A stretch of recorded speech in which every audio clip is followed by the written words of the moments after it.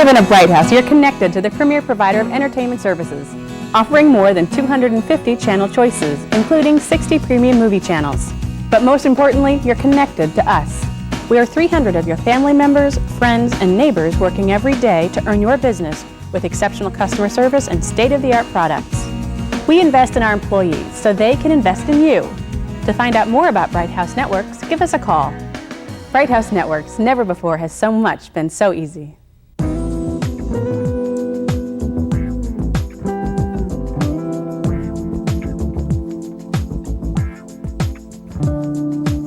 Hi, Mom. Hi, honey. Did you find a pair of shoes? Yes. The new Honda Civic two-door Coupe EX. 40 miles to the gallon and holds 40 pairs of shoes in the trunk. Less gas, more money, more shoes. What's your lifestyle?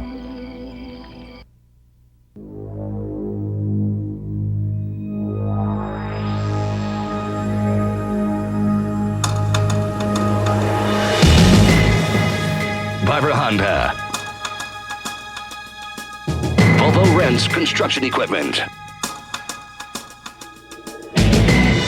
1061 Crab Radio.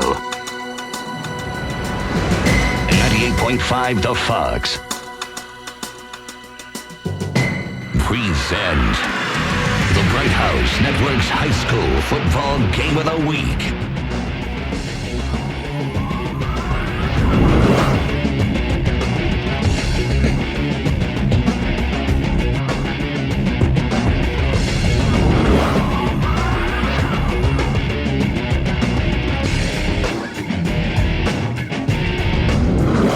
Good evening, Kern County. Hello, Bright House football subscribers. This is it, week 14, the final week, Valley Championship night tonight. It's a cool, crisp, very busy night in Fresno, California. As we got off the freeway, piles and piles of traffic coming to see this football game. Bullard High School hosting your Bakersfield High School Drillers. We're at McLean High. This is Vance Palm alongside Paul Press and Brian Adams.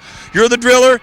Let's talk about this Bakersfield High School team. They've had a great season, Brian, but it all comes down to this ball game tonight. Well, when you're talking about being a driller, we talk about tradition. And with tradition, these guys are going to be measured by championships, not wins. Having 10 wins in the season is good, but if you don't win the big one, you're going to be forgotten. So they're playing for their place in history to be one of those immortal driller teams that bring home the CIF section title. We just saw Coach Gola and his coaching staff walk behind us. Here comes the drillers walking behind us. It's a very big football game. I saw Coach Gola last night telling them, you've re-brought the magic to this school. Can the drillers do it? Well, I think the drillers can do it, but they're going to have to do it with the crisp running game and that tough, stifling defense. If they play their game, they're going to have a chance to bring one of these home, Kern County. There's your drillers walking out, Bright House Networks, but Paul Press. They've got to play somebody, and they're not just anybody. This is Bullard High School, and we're up on their turf. Are they ready for these drillers? Well, if you look at the stats, yes, they are. And the drillers may be watching one of the best receivers here in the state of California, Anthony McCoy. He's a real deal. I was walking down there on the field, and this kid towered over me. I'm 6 foot, almost 6'1". He's a big kid and can go up and get the ball. Question will be, will BHS have enough up front to get after their quarterback, Warta, so that Warta-McCoy connection doesn't kill BHS and take it away? Tradition, Brian talked about the BHS tradition. BHS here, Bullard High School here, has never won the Valley Championship. They are hungry, and they want to bring it home this year. Paul Press, BHS ranked 5 coming into this game. This is one powerful 5 team. Who's more nervous tonight? You know what? I'd really have to give it to Bullard High. I think they are. They're here at home, here in Fresno at home. But you know what? Bakersfield High School has that tradition, and they know they've got a big backing. They've got a coach that's been around and coached in Texas, California, and everything else. Walking by right now, you could see it in their eyes. I think Bakersfield High is ready for this one. I don't know if Bullard can stop their run. You and I, all 3 of us, drove up together tonight in the same vehicle. We talked about a lot of stories, and we're going to cover a lot tonight during this Valley Championship ball game. Very quickly, West High School, number 2 seed against number 1 Tulare Union seed. Very quickly, let's talk about the West game. Well, I think West is going to get their matchup of speed versus speed. It's going to be a matter of execution. When you're evenly matched, the team that executes properly is going to win. And I think for West to win, has to be opportunistic on defense and continue to make the big plays that they've earmarked this whole year by. I'm Vance Palm. That's Brian Adams. This is Paul Press. We have Valley Championship football coming up to you right now on Bright House Networks exclusively just for you. Bullard hosting your Bakersfield High School Drillers. Get ready for Valley Championship football coming up next. You're watching the High School Football Game of the Week on Bright House Networks.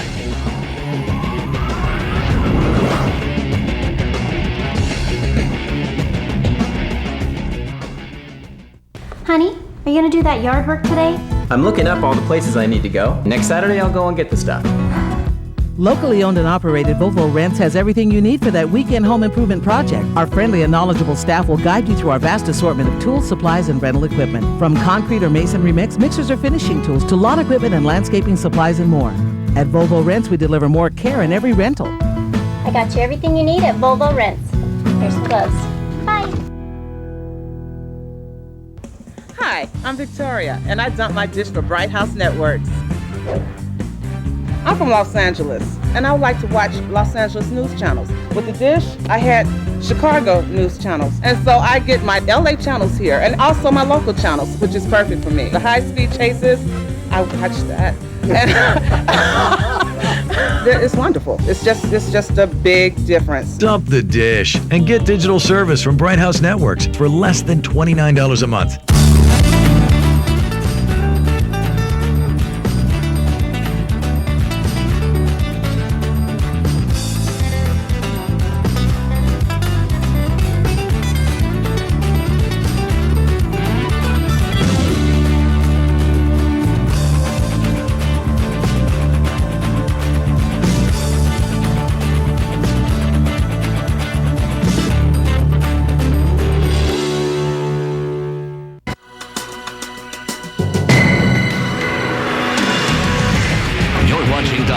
Football Game of the Week on Bright House Networks.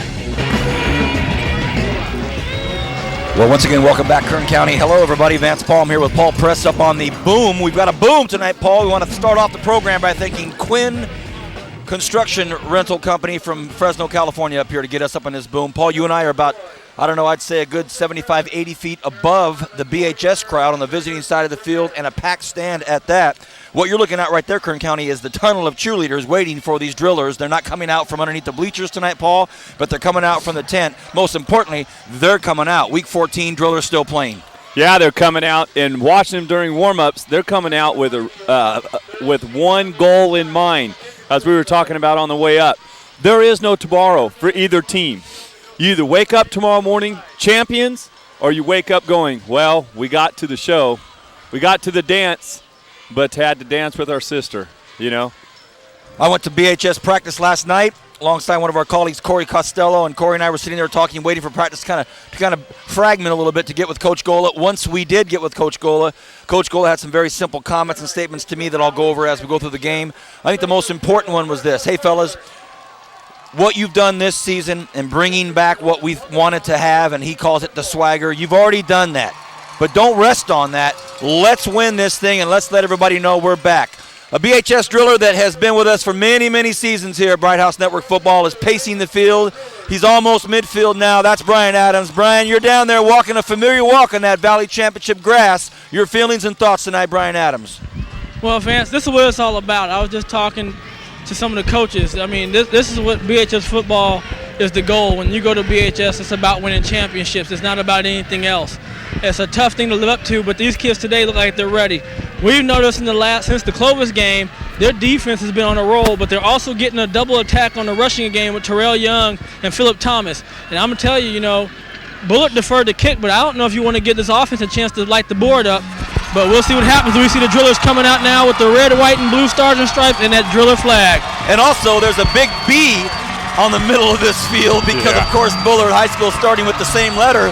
But there's that big B, and oh, my goodness, out on the middle of the field, starting things off, waving that BHS flag. Oh, there he is. Terrell Young took that flag out there and said, hey, everybody, I'm a guy that wants this more than probably anybody out there, so I'll come out here and get on this beat and let everybody know we're here. We've got big names. Bakersfield College football staff is here. Current coaches, past coaches, maybe some future coaches. A lot of great players from around the city are here. Current players and some former players that played for Bakersfield High School are walking the sidelines tonight. Athletic director for Bullard High School is Jody Sharp, longtime Bakersfield resident, played at Foothill, coached at Foothill. His brother is the coach at Ridgeview now. So there's a lot of blood running through this football game tonight, Paul. You, having lived up here, scouted up here, recruited up here, played against these teams, Fresno Bakersfield's kind of like the Hatfield and McCoys, yeah? Yeah, Hatfield, McCoy's high school, junior college, now arena, it doesn't matter. Bakersfield, we do not lose to Fresno. That is a big no-no. You hear about it for 12 months in Bakersfield. You do not lose to Fresno, period. And I tell you, this Bullard team, though, hey, they're here for a reason. They've knocked off some very good teams to get here, so they're not going to give anything to BHS, Bakersfield High School. Bullard's not going to give anything to Bakersfield High. I agree with Brian Adams, though. I don't know. This big of a game, you try to jump on your opponent right away. Man, looking at BHS offense, Bullard's taking a big chance here kicking off to BHS. Well, it's all blue tonight. Blue and white are the colors for the Bullard Knights. Blue and white, of course, the drillers for the Bakersfield colors. So you've got the dark blue for Bullard High School and the white jerseys for BHS. For some of you longtime faithful driller fans, your team is in white. The visiting team you see there is in blue. Here it is, Valley Championship Football 2005. It's up and it will be caught out there. It's going to be David Edwards. David Edwards, I thought touched the goal line. They say no. He's got room, everybody. David Edwards looks to get up, and he's brought down out there at about the 23-yard line by Jay Snelling, and thought he might have been able to hot-foot it just a little bit more. He had some room. Yeah, he hits that corner. As we see it here on the replay, looks like he does a nice job of tightrope right there. Nice job of tightrope. He gets it right here. It looks like he's got a wall. If he gets around that corner, he's going. And there's number 6, Jay Smelling, making a big tackle there because he had some running room. First play of line of scrimmage. This talented quarterback for the Drillers, Philip Thomas, takes over when Tyler Kay gets injured, and it's been somewhat rosy, or real rosy, ever since. He's got backs all around him. Philip Thomas on a keeper, fakes the quick handoff and kept it himself, so he's thrown for about a 6-yard loss. Get used to this, number 4. Not only can he play offense, Anthony McCoy, rumor has it this young man's headed to a big-time college, and I don't want to blow out his smoke. But number 4 for Bullard, Anthony McCoy, he's that big receiver I talked about on the opening. Comes in here. Interesting to me, BHS comes out in doubles, spread offense, then all of a sudden shifts back down. Looks like everything's tight. All 3 running backs right within the vicinity of an arm length or 2 of Philip Thomas. Thomas, this time, hands the ball off to number 20. Looks like Justin Jackson, or was that Terrell Young? Can't see exactly who that was right off the bat. Yeah, looks like BHS is going to come out and try to establish that run. I don't know if Bullard has the front defensive line to handle these big guys from BHS. This is a big, big high school line. Very impressive. That was Seth Moore on that run. That brings up an even 3rd and 10 here for the Drillers. So right off the bat, the Drillers being tested here, 3rd and long against this tough Bullard Knight defense. Thomas on a keeper, wants to cut up. Nothing doing. So first series, we get to see this swarming Bullard Knight defense, and their crowd's obviously pumped up, but I wouldn't get too fired up. No, but here it is. We were questioning, you know, kicking off as we look at the Volvo Rinse replay here. And here it goes. Whoa, looks like it might have missed the face mask, but, you know, it was a glancing one at that. In this big of game, Bullard does their job. Well, the quarterback for Bullard, Alex Herta, is back there. He takes the fairest catch signal, lets it bounce out about the 43-yard line. So the Knights will get their first possession starting on about the 43-yard line. Brian Adams, you had some great insight on the way up tonight, and we talked about a lot. Kern County, if you'd have been a fly in my vehicle on the way up, you'd have really got some great insight. Your thought on Philip Thomas tonight, Brian, going both ways? Well, tonight, Vince, Philip Thomas is going to play both ways. We did not see him do that in the last game that we watched him in the first round of the playoffs. He's going to have to try to shade over and help out with McCoy. But I tell you, if they can play some good defense, Vance, and limit McCoy to the big plays, I think BHS has a chance. Well, it looks like Bullard's already in trouble. First play from the line of scrimmage, they have to call a timeout, and their quarterback, Alex Herta, is in disbelief. He's walking off the field completely angst-ridden, barking at his receivers, looking over at the coaches. How in this Valley Championship game, from the first play from line of scrimmage, they have to call a timeout? Well, you know, those things happen. They're still high school kids. Shouldn't. And you know what? It shouldn't, but it does. You know what? They're high school kids, and it's a game. And you know what? They're anxious. They've got some butterflies. You know, they're not used to playing in this big crowd. They look around the stadium. They see all these lists from, Bright House here, filming the game. You've got radio guys here, TV guys here, and these high school kids are looking up going, wow, we really made it here. On that note, Paul, we had a bit of mild fun controversy. The radio stations battling for space in the booths, TV stations battling for parking space. Not Bright House Networks. No. They went all over the top and just rented some booms. I said, get our guys up there and get our cameramen up there. Let's show them a great spot. And there it is right there. First play from the line of scrimmage for the Bullard Knights. In motion, the dangerous McCoy. Herda hands the ball off to their speedster, Kenneth Hedrington. Hedrington about a 4 to 5 yard carry. Brings them up to about midfield. It'll be second and I think about 5. Yeah. So here's a no huddle offense for Bullard Knights. Sorry, Bobo rinse replay. Might not happen. Oh, nice. Great play by the Bakersfield Drillers out there. Ross. Kenneth Hedrington, Ross with a nice tackle out there. And boy, they're going to need a lot of that, aren't they, Paul? Yeah. The deal is, can Whitehead, Ferguson, and Ross, can they get to the quarterback in time? That's going to be the big question tonight. No huddle offense for the Bullard Knights. Hey, Bright House viewers, we're going to be trying to get these guys from the line of scrimmage tonight, so maybe not a lot of replays. Paul Jaime out there. Nice reception. First down, Bullard. Yep, and here we go. Third and medium rank, and they just run a quick hitch, come back. They get BHS in the back pedal, playing a little bit of zone. And, hey, this quarterback can throw. Nice ball there. Little zip in his arm. Good read. I like the fact that he was looking over and he looked it off. He made a nice read on this, so obviously he knows what he's doing out here. There's a dangerous thing. Look at here. We've got an isolation with McCoy all the way over here. Oh, boy. You can't see him at the bottom of your screen if you could see it. McCoy, flag on the play already. Herda throws it up, launches it up. It's overthrown, but there's flags immediately on the inception of the play, so we'll see what this is. It was going to be 1st and 10 from about the Driller 43 with the Knights with early momentum already. Yeah. Looked like McCoy over here moved a little bit early, a little anxious, and that's the call right there, a little movement on Bullard. And it looked like a wide receiver, which Brian Adam, our Division I guy, will tell this soon-to-be Division I guy, that's a no-no. You do not do that as a receiver. There's no reason to be off motion when you're a receiver jumping off sides like that. You don't listen to the count. Watch the ball. You have nothing else to do out there but watch the ball.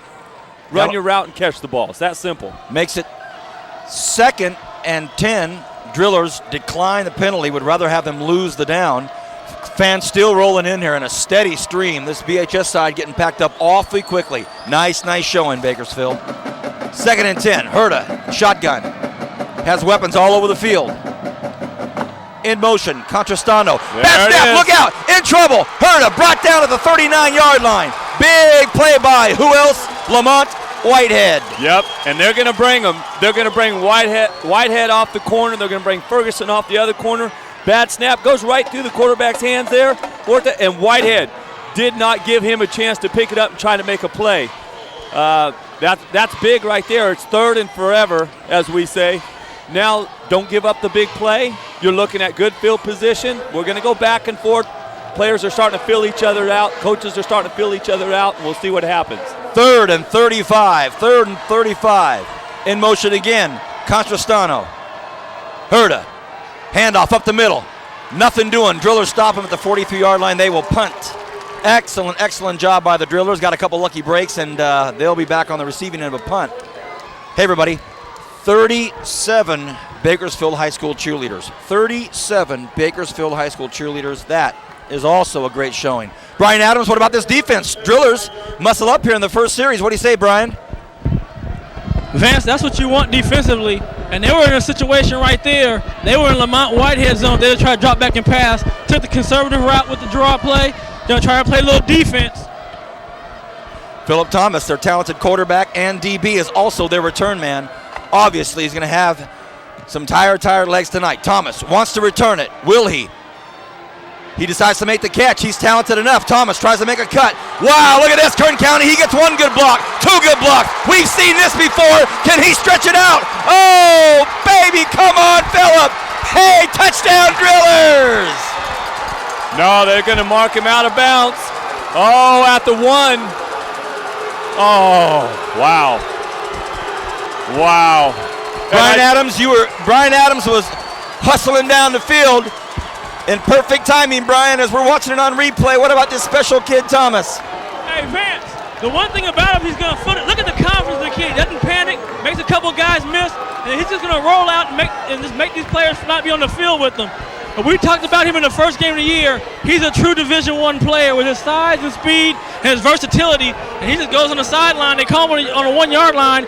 He's probably going to score right now, as I see one of the drillers, champions right here, Chad Provençal, next to my right. Woo! Well, first of all, Paul Press, he makes a very risky reception on the punt. Yeah. We thought he was going to call it off. Wow. He caught it, and if I'm not mistaken, head coach Don Eriks for the Knights.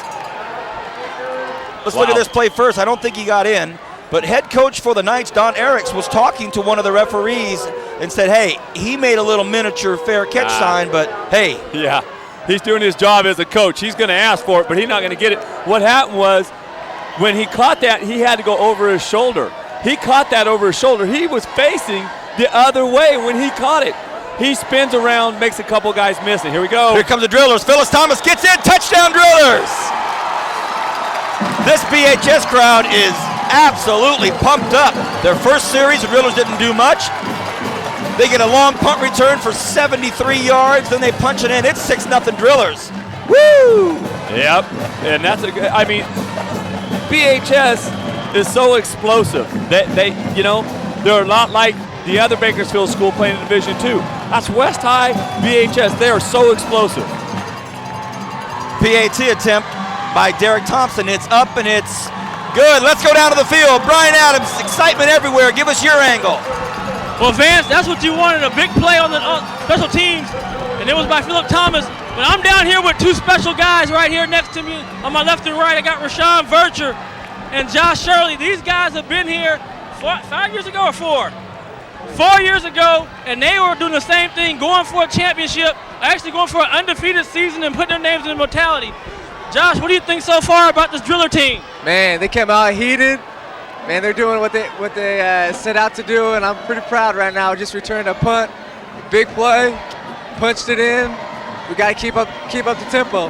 And Josh Shirley's the starting strong safety right now for the Fresno State Bulldogs. Wow. He, I believe, had 2 touchdowns in one season as a Driller. The longest touchdown in the history, right? Longest touchdown in history. He took my record from me, but he's a good kid. And Rashawn Vercher is the starting fullback for Fresno State. Also, the defensive leader of that team is a linebacker for BHS when they won the championship, undefeated season. Rashawn, what kind of memories does this bring back for you? Man, everyone's pumped up, man. It feels like a big game, you know, like just a bowl game, you know, coming out. It feels like our Super Bowl, high school Super Bowl. That's correct. Well, good luck to you guys in the Liberty Bowl this year. Hey, thanks a lot. Brian, thank you very much. As we watch this other replay again of this super talented kid, Philip Thomas, we knew a lot would be on his shoulders tonight, Paul, offensively, defensively, leadership-wise. At practice last night, I watched this cool, composed kid just kind of sit and soak it all in. This is Philip Thomas. He's only a junior, Kern County, and whoa, this guy is something to look out for. 1st and 10, Bullard Knights. Can they answer Paul Press? Well, they're getting some isolation with their big receiver, so it possibly can happen. Here he goes, a little stutter and go. Hurt in trouble, directing traffic. They try to throw it over to his man McCoy. It's thrown out of bounds, 2nd and 10. Nice coverage by Young. Man, Terrell Young, he did not bite too hard on the little stutter and go. He made it look like, and then he stays on the top shoulder, what he's supposed to do, stays on the top shoulder, and McCoy has nothing to do. As a smart receiver, he sees he's not going to get over the top, so he breaks it off and comes back. But that pressure, quarterback couldn't sit, Warta couldn't sit and throw, he had to move. Brian's been chirping in our ear about McCoy leaving early, jumping off that line of scrimmage a bit early. Now he's in motion, runs across, could be a slant into him. Herta fakes the handoff, fumbles. Herta picks it back up. He's in trouble. He completes the pass out there to Paul Jaime, and it's a nice play at that. Yeah, it looks like they're going to be about 3rd and 1 from where the official's standing on this sideline. As we see here, a bobbled snap on the Volvo Rents replay. All of a sudden, we go here. Here we go. Oh, little quick there, but he does. Wow, the ball goes down. Nice he picks pass. it up, keeps his composure, throws a strike. Now it's 3rd and short. A big 3rd and short, Paul. 6:14 left here in this first quarter. 3rd and 2 for the Bullard Knights. They've had their bell rung quickly here. 7-0 Drillers. Herta on the handoff. Looks like they'll get the first down here. He handed it to Kenneth Hedrington. The BHS crowd wants to think it's not a first down, but from our perspective, oh yeah, it's a first down, Bullard Knights. So when I say they got their bell rung, I literally mean it. They were like, hey, wait a second. We had a good stop on defense. Next thing you know, this guy runs back 73 yards, and he's their quarterback. Oh, my goodness. Yeah, and Bullard, I keep saying they've got McCoy, number 4, is a big weapon. He's an impressive-looking receiver. But, BHS doing a great job. Their corner will come up, then back off, and then they'll walk one of their outside backers and take away that quick slant. They're over the top and underneath on this young man. 1st and 10, Bullard. 5:45 left in this first quarter. Brian Adams again sees that receiver going early. Look out, Herta in trouble, and he's brought down out there. What a beautiful play out there by Diego Medrano. We've seen this before, Paul, the speed on the defense of this BHS Driller squad. Yeah, you know what? They're fast in every position. I knew BHS Drillers were fast when I watched Daniel Calvin run down 300-pound Calvin was running down a receiver when they played Redwood in the first playoff game we had with BHS. They're fast everywhere. And you know what? Number 4, Brian Adams is right. Number 4, McCoy, he leaves early every time. 5-minute mark here in the first quarter. Now in motion. Will he lean up early? Looks like he did again. He's leaning up early. Wonder if Coach Gola will have a word with these referees that, hey, every time this guy's leaning in. And I guess if you're Anthony McCoy and you're a 6'5", 240-pound senior receiver who's looking at playing on Saturdays in a big way, he's looking for every angle he can get, and he'll try to use some. Yeah, and you know what? Coach Gola is going to say something, but in big games like this, you chirp a little bit in the officials' ear, but you don't want to make any enemies right now. You want to keep them on your side. So you may chirp a little bit, but you keep it down right now this early in the game. 3rd and 8 from the 35-yard line. Bullard Knights. Herta, quarterback. Penalty flag. Herta lets one go. Out of bounds. Almost picks off our man from Channel 17. Keith almost got knocked in the head. Yeah. So, penalty flag might be declined if it's on Bullard, and it looks like it will be. They're going to punt, and Philip Thomas waiting at the 40-yard line. Brian, you're standing eye to eye out there with Philip Thomas right now. Doesn't he seem to be about one of the most composed players we've seen? Yeah, I mean, he's just real smooth. You know, I mean, he doesn't really panic. Even when he's running, he's turning on. It looks like he's just such a smooth athlete. But I tell you this, if I'm Bullard High, I'm not going to give him a second chance. I'm punting this over here by the camera people, maybe by Jody Sharp over there somewhere, but I'm not going to put it to him. You know, Brian and Paul and I, everybody, we talked about this on the way up about high school level. You know, teams punting away from great return men. The return men always say, oh, they're not punting to me, they're not kicking to me. Well, you think so? I don't think right now they will punt to Philip Thomas, but you never know. Perfect snap. Paul Jaime punts it up. This one's going to be caught again by Philip Thomas. Philip Thomas, whoa! Looks like he might have fumbled it. Oh, the referee says down, and that was close. We might have got away with one there. Well, I think he had it on his back when his knee actually touched. Here we go, Bright House. Take a good look at this, Kern County. Oh, that is a close call right there. He did not have control of that. No, he didn't, but the ball ended up right back in his lap when he was on the ground. So 1st and 10, Drillers. The big fella, Trevon Johnson, a tight end, will be very instrumental in tonight's ball game, whether it's going to be blocking up front or maybe catch a nice pass. Philip Thomas battles for 8 yards, and now the story becomes, can this defense from Bullard focus so much of their energy on one guy, Philip Thomas? The next thing you know, we have a tight end like Johnson. We've got running backs like Terrell Young. We've got wide receivers out there. Ooh, boy. Yeah, as we see another Volvo Rinse replay, here we go. And watching him spin, nice job, I tell you. I tell you what, you talked about the tight end for BHS. If there's a college out there, this kid's not only a great player, he's smart also. His GPA is amazing. 3.5 left in the first half. Boy, time has been flying by. It is exciting. Thomas looks up, cuts up. First down and more. Hey, everybody, look at this. Touchdown, Bakersfield High School.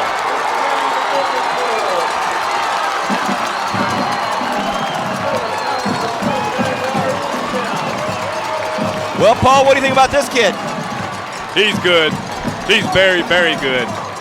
Well, let's talk about this offensive line, the big fellas up front for Bakersfield High School. Again, another discussion we've had throughout the course of this season, and I know Brian feels strongly about this line. They've opened up some big holes, and they continue to, but this is also a great quarterback. Yeah. If you look at this replay, We have number 76 there for BHS. Oh, that's a big fella, Justin Cheadle. Yeah, Cheadle, we see in that replay, he's pulling. He pulls that size and that fast. That is intimidating, let me tell you. If you're an outside backer, if you're a little skinny kid like I was, and all of a sudden here comes this 300-pounder, and he's running, coming at you. Wow, BHS, these guys are not only big, they can run. They're very impressive. I tell you, I'm sure there's some college scouts here tonight because there's a lot of talent on this field. Justin Cheadle will finish tonight's football game, and with the hopes and prayers of Coach Greg Burt, the basketball coach at Bakersfield High School, will be in the gym Monday, preparing to be a dominant center and a dominant power forward for the Bakersfield High School Drillers. So there's the main man so far. Woohoo! Philip Thomas, the 6'1", 177-pound junior, listed in here as a wide receiver because, of course, Bullard probably got the first roster of the season for the Drillers. Of and course. young Tyler Kay was hurt. Here comes Thomas. Yeah, and that last shot we saw, Philip Thomas, that was Tyler Kay congratulating him. That was Tyler Kay in that picture, Kern County, of congratulating Philip Thomas. Tyler Kay knows, hey, he'll be back next year, so will Philip Thomas.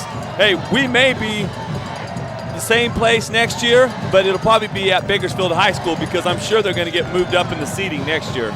Special hello to Jim and Becky Katsantanis of the famed Goose Looney name. They're here watching this team, and kicked out of into the end zone again, and Kenneth Hedrington will not. Here's another look at that touchdown to all of our Bright House subscribers out there. Brian Adams, we're taking another look at this replay here in slow motion for our touchdown. You know, your thoughts on Bullard Knights and what they're going to have to do to slow down the Drillers. Well, Vance, I mean, they're just getting out muscled right now. I mean, you see the blocking by Cheadle and Calvin, those guys, and Johnson. I mean, they're getting out there, getting on their man, driving them down the field. They keep on running, don't they? And they don't stop. I mean, they'll keep finding somebody. If they miss somebody, they'll find somebody. But the thing is, he's so smooth and calm. He picks his hole, turns on the jets, and if they keep that up, this could be ugly, guys. 3 minutes, 20 seconds left in this first quarter. Thank you, Brian. It's a chilly night here, chilly night. The handoff goes to Hedrington. Oh. Ooh, he is smacked right at the line of scrimmage, and he's hitting hard. I got a guffaw out of Paul Press up here. Wow, that was our man Billy Ross, I believe number 3, coming up and just laying. Look at this, laying everybody. the wood down. Oh. Right there. He gets hit. What a big hit. So nice hit. Right now, Bullard Knights, ranked number 2, playing the 5th-ranked Drillers, and boy, that's a tough 5th ranking. Right now, they're down 14-0, and they're grasping at a few things. Well, that's one guy to go to. McCoy makes a big move. Will he beat Philip Thomas? No, he will not. Taken down about the 45-yard line. But when the tough gets going, you go to the tough guy, Anthony McCoy, and this kid is for real, everybody. Oh, my goodness. Kern County, take a look at this. If you're at the game tonight and you're watching this the next day, right here you're seeing a for-real one of the top receivers, I would say, in the United States this year in high school football. Certainly in California. He is impressive. We'll get some words from our man Brian about this receiver, Anthony McCoy, but right now, BHS up 2 touchdowns. Let's focus on our Drillers taking care of business. McCoy in motion. Cannot cut up early now because he's behind the line. Herta drops back. A little screen play out to their speedy running back, Hedrington. Hedrington makes a move of his own, and he's brought down at the 38-yard line of the Drillers. First down, Bullard. Yeah, nice play here. I like the fact they saw BHS. BHS is shifting to wherever McCoy is, so they bring McCoy across the plane and then throw back the other way. BHS is sliding their linebackers and their free and strong safeties over to McCoy's side, taking away that quick slant of his. So nice call by the Bullard coaches in there. 2:22 left here in the first quarter. McCoy in motion. Herta right behind center. Herta hands the ball off again to Hedrington. Hedrington tries to cut upfield, can't get away from this Driller defense. Nice tackle out there by Eric Johnson. And also David Edwardson on the play. Some names we've called quite a bit this year. Paul, one of the subjects we talked about coming up here was the fact that games like this, when it's the last one, you can talk all you want. There's a little bit of talk in the Bakersfield, California today by certain players and certain teams talking a little bit about this, a little bit about that. Hey man, now it's time. to put your name on the line, and these kids are doing it tonight. Hedrington, big run up the middle, and wow, he smacked David Edwards himself, so here come the Knights. Yeah, that is impressive running. I don't have that roster. How much is number 7 weigh? He's 200. 200 pounds. He runs like he's about 220. Look at this hit at the end. Right here. Pow! He lowers his helmet and delivers the blow there. Gave a little Walter Payton at the end, didn't he? Yeah. He looks like he's a little heavier than 200. He must have gained a little weight throughout the season. That may be their first game roster, too. Here comes McCoy, split way left. Hurta hands the ball to Hedrington. This time the Drillers read. Oh, he slips away. Should have been a 5-yard loss, actually, or at least a 2-yard loss. But he sneaks through and actually gains a yard or two out of that. Well, as we're down here in this red zone here, I wouldn't be surprised if they throw one up to number 4 in the corner of the end zone, get him isolated. So Philip Thomas, who's playing free safety for the Drillers, get him away from Philip Thomas, get him isolated somewhere, let him go up and feed him the ball, throw him high. They're in a position right now in cluster right. Now he's at the 2-back position. Hurta in trouble. Hurta scrambling to his left. Looks to the corner. He's looking for his man, Paul Jaime. Paul Jaime makes the catch. Touchdown. Number 12 on number 12. Paul Jaime beats Eric Johnson for the touchdown. Great play by the quarterback. Great throw. Great concentration. And this could be a wide receiver game. Yeah. Number 12 there. Jaime, man, jeez. Nice catch. You know what? And they've gone to him all the time. BHS, all their focus is on number 4, Anthony McCoy. And right now, it's the receiving of Paul Jaime, who's really, really effective. Well, Austin Ferguson for the Drillers snuck in the backfield, and he was all over Hurta, but he gets through and makes a great play for a touchdown. Here's the extra point. It's up, and it's a beautiful kick. 14-7. Drillers lead by 7, but Bullard answers after 2 quick TDs. Brian Adams, what do you have for us? Well, Vance, the guy you just saw catch that touchdown pass, Jaime, he's the kid that torched Liberty. Oh, okay. Now, when you have a McCoy, you can't. That's why you really can't double team him, because he can light you up. He had a big game against Liberty, and you saw right there, runs a good route and attacks that ball just to make a nice catch. So there is a player out there besides McCoy you have to worry about, and this could just be about the run versus the pass tonight. Well, if anybody would know that, it's the 2 fellows I'm working with. Brian Adams on the field, Paul Press up here with me. There's a big B in the middle of that football field tonight, everybody, and which B's it going to be? Is it going to be Bullard, who, they've got a lot of pressure. Bakersfield High School, first-year head coach Paul Gola. Never, yes, it is BHS, Paul. Yes, they're a successful high school, the most successful high school in California history. But hey, when teams maybe go through a couple of tough years, it maybe take a long time to get back. Not the case. They're back, and Bullard knows it now. But a nice answer to that 14-point bell that BHS rung first. Yeah, and one of the reasons for, I think, that number 5 ranking coming in, Division I 5 ranking for the Drillers. Yeah, for the Drillers is a couple of losses early in the year. They're on an 8-game winning streak right now. That's because it's a new coach. It took a while for everything to gel. Well, the kick goes over the head of Terrell Young and goes into the end zone, so it'll be the Drillers on their own 20, a 1st and 10. We have 28 seconds left here in the first quarter, so we'll probably get one play from the Drillers to start this quarter off. Hey, everybody, if you're wondering, it's packed now. The Bakersfield High School crowd side is absolutely packed. Not a seat left, people standing up. Here's that touchdown. Hurta again in trouble. Ferguson's all over him, and he rolls to his left and launches it. Boy, really nice throw out there. So now the Drillers know. We need to try to get that ball down the field on offense every time we get a chance. Here they go, 1st and 10 Drillers. Thomas at QB. Sets up for the pitch, keeps it this time, and he's still on his feet. It's a game about 3-4 very tough yards, but they are trying to set up that pitch. And for all intents and purposes, that'll be the last play of the first quarter. Drillers 14, Bullard Knights 7. We've got a doozy shaping up here in Fresno for the Valley Championship. This is Bright House Network's exclusive coverage of the high school football game of the year. Back in a moment. Hi, my name is Tom. I've dumped the dish for Bright House Networks. Maybe you don't know this.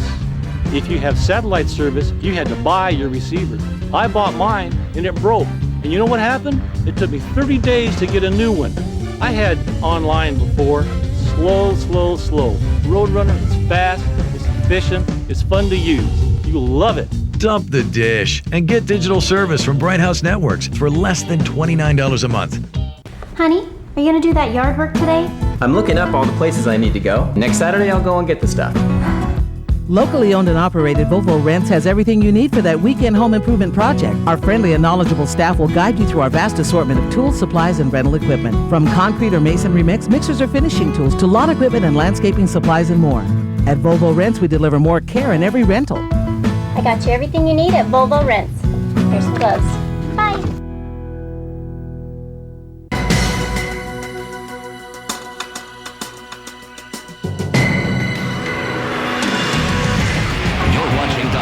Football game of the week on Bright. Welcome back, everybody. That was a 2nd and 7 attempt from the Drillers. Second play from this series, their 4th series of the game. They scored on 2 of the first 3. That'll bring up a 3rd and about 5. We are just underway now in the 2nd quarter. Appreciate everybody tuning in to watch this on a Saturday morning. Just have to say it like it is. It's Friday night tonight, but by the time we get it down and get it ready for it, it'll be Saturday morning. 3rd and 4. Terrell Young takes the pitch. Can he get to the line? Can he get to the first down marker? Ooh, boy.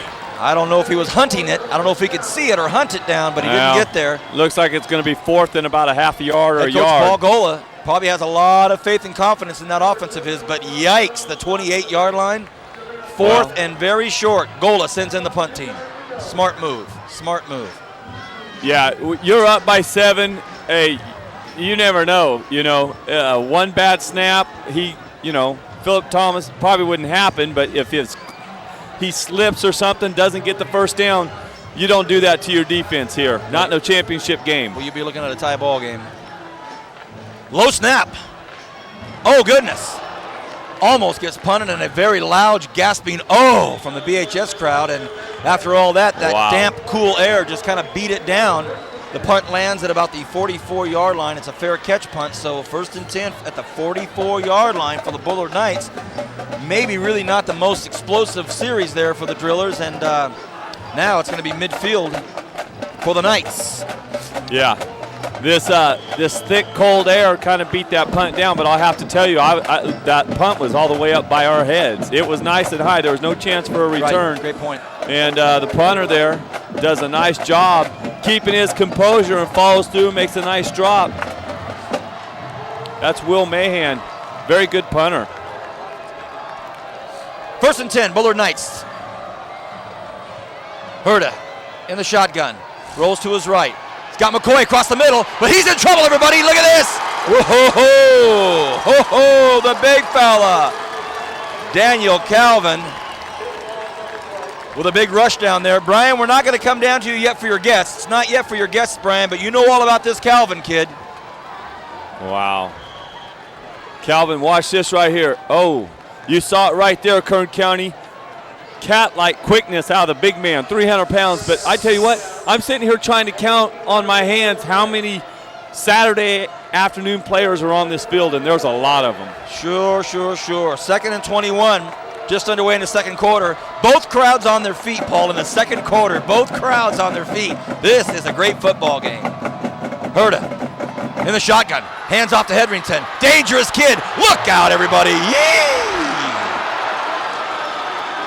Drugged down out there by our man Billy Ross. Knows how to save touchdowns with his tackles, but that does not bode well for this interior defense there for the Drillers. Here's our Volvo Rinse replay, Paul, and he just takes off. Hedrington is fast. Yeah. Hits the hole, breaks one tackle there, gets around this, and look at the stride right there. Man. Boy, that's a nice stride. Billy Ross does a good job of just grabbing hold and dragging him down. Don't try to make a big tackle, just make the tackle right now. Stop the TD run. That's 1st right. and 10, Bullard Knights. Well, if you're just tuning in, if you're just getting home from your Saturday morning shopping and you're tuning into this football game, look out, everybody. 2nd quarter, 9 minutes, 18 seconds left. Drillers lead by 7, but here come the Bullard Knights. That big B on the field is supposed to be them. Herda drops back, throws it. Ooh.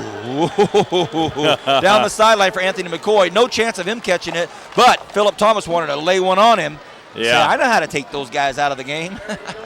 That's exactly why Philip Thomas is back there.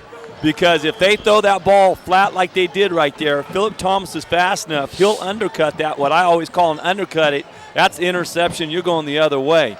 You're going to throw a ball. You're going to throw what we call a go route, or a lot of people number it as a 9. Hey, you better throw it up and get a little air and let the big guy go get it. Well, Will Staley out here with McCoy.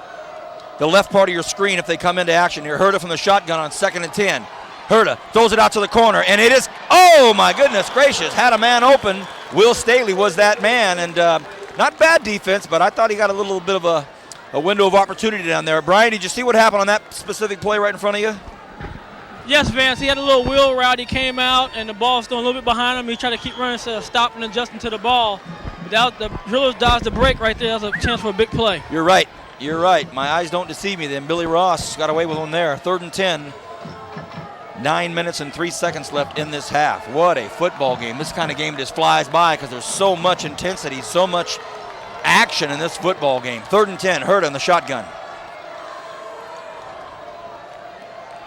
Screenplay starting to develop, and it's thrown out here to Hedrington. Hedrington brought down, no first down. And nice tackle out there by Philip Thomas. And oh goodness. No. Philip Thomas. Looked like it was his Achilles tendon there. Looked like when he came up, that grass was a little wet and he slid. I don't want to say, they're looking at him, but everybody on this side, this sideline's quiet right now. Oh, BHS boy. side is quiet. Oh, boy. Here's our replay. Oh, he's hustling back out to grab his towel. He's trying to fight it through, but I tell you, from my angle, Kern County, he snapped right there. it real quick. He just kind of snapped his ankle real quick. Yep. Oh, boy. Timeout on the field. We'll stay here, though. We'll stay here. Let's go down to Brian Adams. Of course, Brian working that sideline always has some footy. But, Brian. Well, you talk about the Drillers in the championship game. People come out the woodwork. The Drillers had a little drought winning championships. And these are the 3 guys, the running backs, that all started getting this thing going again. This is James Allison. He was the back that led the 88 team. Coach Ted Provençal, who we know at Liberty High School, he was the champion, the leader of the 89 team at the running back, and Aaron McDonald, the 90 team. These guys combined, Vance, for 39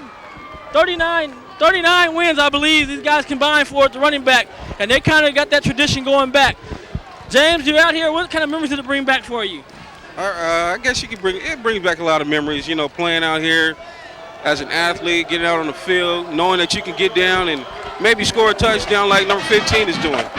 All right, we'll go back to you, Vance. We watch this game. 4th and 5. Knights will punt. Looks like they're trying to bring up their deep man. Let's see what happens with this punt. Looks like a beauty. And it is. Look at this, everybody. A very, very well punted football there by the Bullard Knights. Let's go back down to Brian Adams. Brian, I'd sure like to get some more from you with those talented guys down there. Well, we got Coach Provençal. Coach Provençal's here playing in one. I know now he wants to coach in one. Coach, what are your thoughts right now about the Driller offense and defense?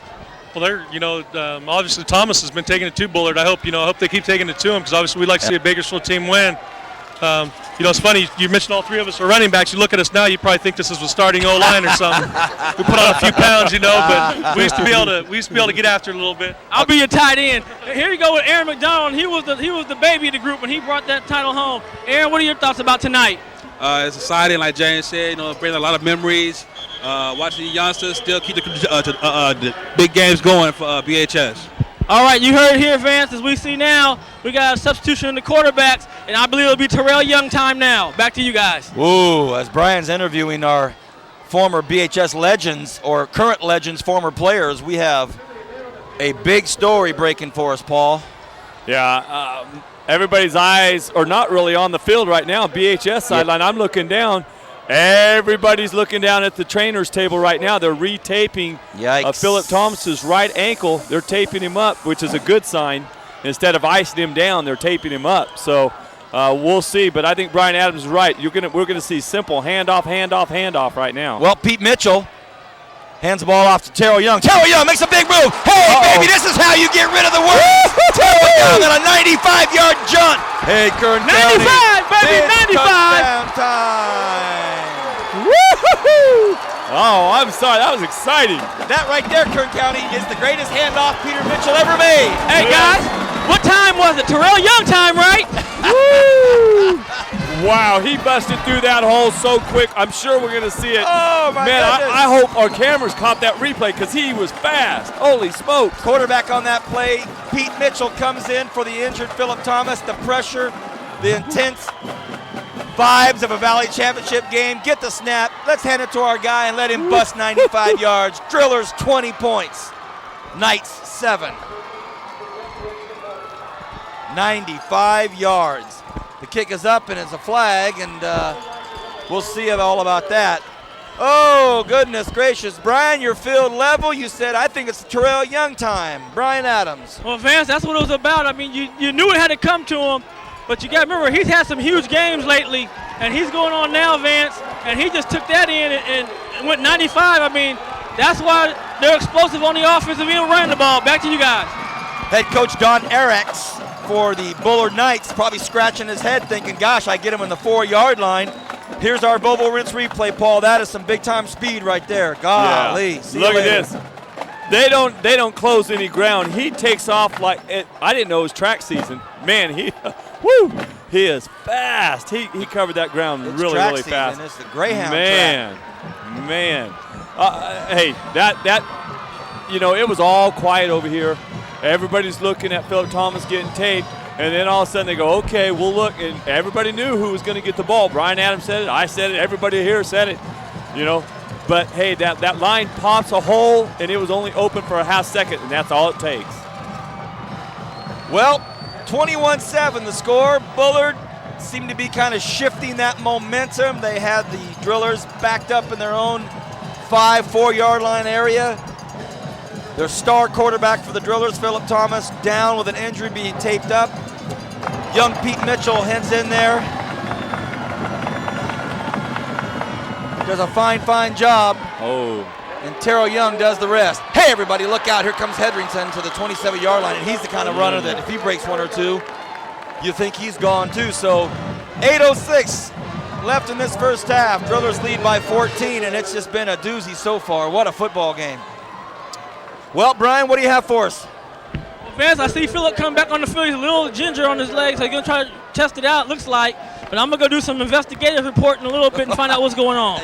Investigative reporting. Brian Adams, the investigative reporter.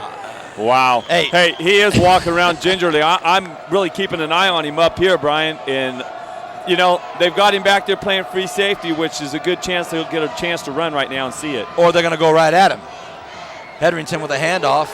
He's wrapped up there by the big fella himself, Daniel Calvin.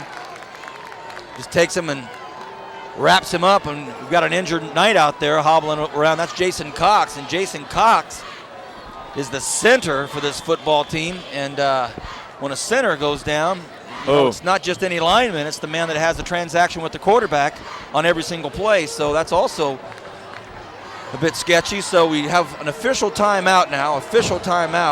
Oh, looks like he doesn't want to go off. He's fighting it all the way. Well, he realizes there's no tomorrow. I mean, you got to win tonight. And this young man obviously is frustrated. And the trainers are going, hey, you got to come off. You got to come off. The white hat walks over right now and says, hey, you got to go off the field anyway. Let the trainer take care of you, kid. And he's, obviously a senior captain here, wanting to show to his teammates he doesn't want to come off. Brian Adams out on the field already with some conclusive investigative reporting. Well, Vance, I'm here with my man Joe Augusta, longtime trainer at BHS. Joe, tell us about Philip Thomas. Philip Thomas just sprained his ankle, but he's all right. He's really tough.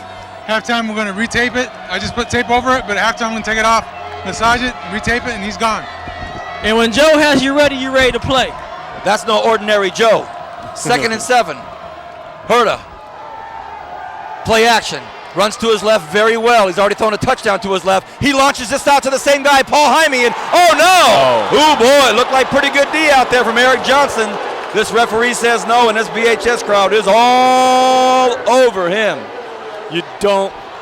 Here comes our Bright House. We'll see. Networks replay from Volvo Rents. Our director Bernie Johnson all over it.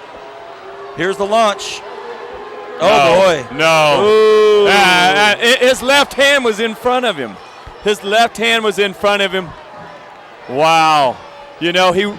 He reaches up with his right hand, knocks the ball down. His left hand is hanging down by his side.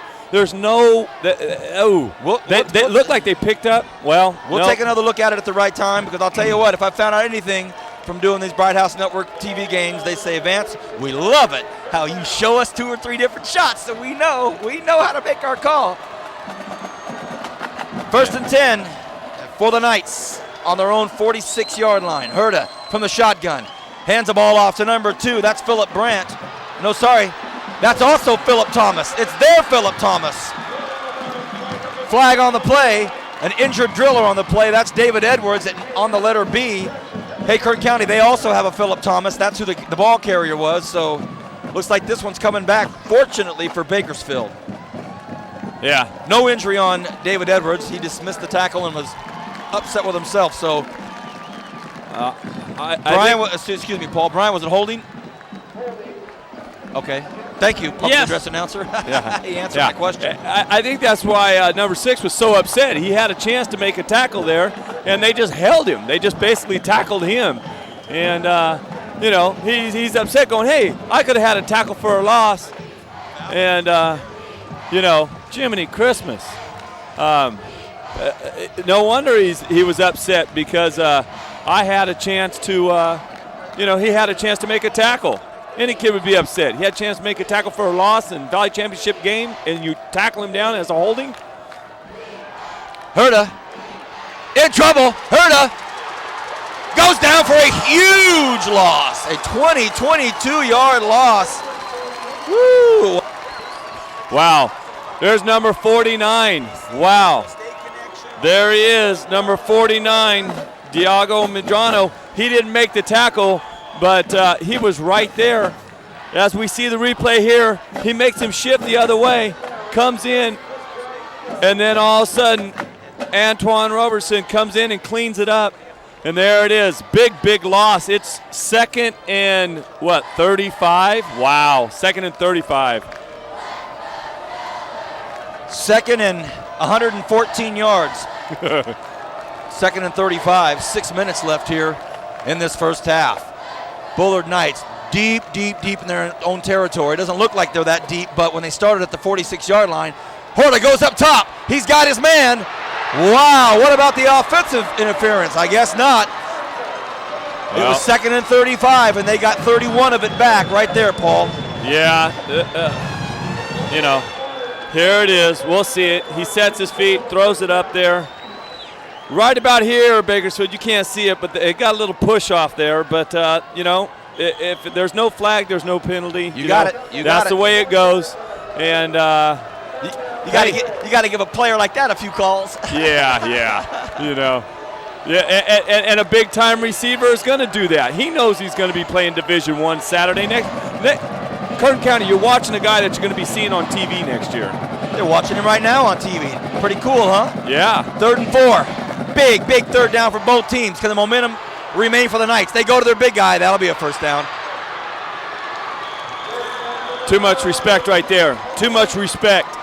I personally, hey, if you're going to double him, if you're going to come underneath and over the top, then come up on him and press him. When it's 3rd and 4, don't back off and give him 3rd and 7 and let him catch the ball. Well, you know what? Don't respect him that much. Hey, he's a human being, just like you are. He's a high school kid. Come up and knock him around a little bit. I don't care how big he is. Let him know that you mean business. And head coach Paul Gola, I happen to think, was emphasizing that very point a bit more emphatically to his players. Now it's 1st and 10. Here come the Knights. They're on the driller 40. Now it's a handoff. Look out! McCoy bobbles the reverse. Woo! Wow. Whoa. Dangerous play. And here we go. Armchair quarterbacks again, but they've got all this momentum going, and they're trying to do a reverse on that. I don't know. They've got this downfield momentum going, and they try to do a little reverse. Yeah. And I don't understand, because BHS is not just a big team. They're big and fast. And if you're going to run a reverse and give up that much ground, usually it's on a team that likes to pinch their defensive ends. And BHS doesn't pinch a lot. And what a buzzkill when you're running down the field, moving down the field now. Boom, you're euphoric, and now it's 2nd and 17 again. And Herta's in motion, and he's backing up on his wheels. Penalty flag on the play, underthrown drastically. And a penalty flag here. BHS crowd wants offensive interference. I think it's going to be a holding call and a penalty down here on this side of the field. So a lot of cheering and a lot of ooh and awing. Let's go down to the field, talk to Brian Adams. He's got a pretty important guy in Kern County football here, head coach Jeff Chudy. Brian. I'm here with Kern County with Coach Chudy of the Bakersfield Renegades. Coach, just give us a little bit about your season this year. Well, it was, we had a good year. Unfortunately, we wish we were playing tomorrow, but we're not. But it was a good season. Did a lot of great things on offense, and it was just one of those deals. Made it to the semifinals. Looking forward to getting some of these drillers up to the to the campus, and boy, it's a great game tonight.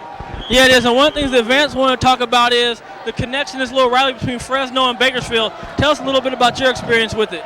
Well, I think Fresno's kind of the big guy on the block, and I don't know how much respect they give to Bakersfield, and that's kind of the way it's always been, it seems like to me. But I think the drillers are getting everything they want right now, putting a lot of pressure on the quarterback. Looks like it's a big play offense for Bullard, and I think if the drillers just contain the big play, they're in good shape. Coach Chudy, thank you for your time and enjoy the game. Thank you. And good luck next season. Hey, thanks, Brian. We appreciate you catching up with Coach Chudy, and they did have a nice season. And boy, they've got some great prospects. And with my involvement in their basketball program up there with Rich Hughes and the Renegade Hoop program, I get to kind of hang around that area, and they're already pumped up about next year, Paul. And I know with you and the Blitz, got some nice relationships building, don't you? Yeah. We just worked a deal that we're going to step up and support the BC Renegades and be one of their sponsors. You will see a Blitz banner in that stadium. We believe in the community, and we're going to be part of the community. 3rd and 17. Herta, he's been on his wheels all night long. A nice pass and a nice catch out there. Caught out there by Paul Jaime, but he's brought down at the original line of scrimmage, so it looks like now it's going to be 4th and 10. So the drillers hold on defense, and Paul, more on the blitz in a few moments. We certainly want to talk about that and the importance and the connection we have here. But right now, a big stance by the drillers. Yeah, and Saxon Moore makes a nice open field tackle there after the catch. You see him right there, number 10. He does a nice job of wrapping it up. It's not as easy as he just made it look. Trust me, when you're trailing like that, it's a big game. Hands are a little cold. Woo! Well, Paul, Brian, big 4th down play here early in the ball game, considering it's only the 2nd quarter, but very important play. 4th and 9. Knight's going for it. Horta goes to the big fella, and it's caught, and it's a 1st down.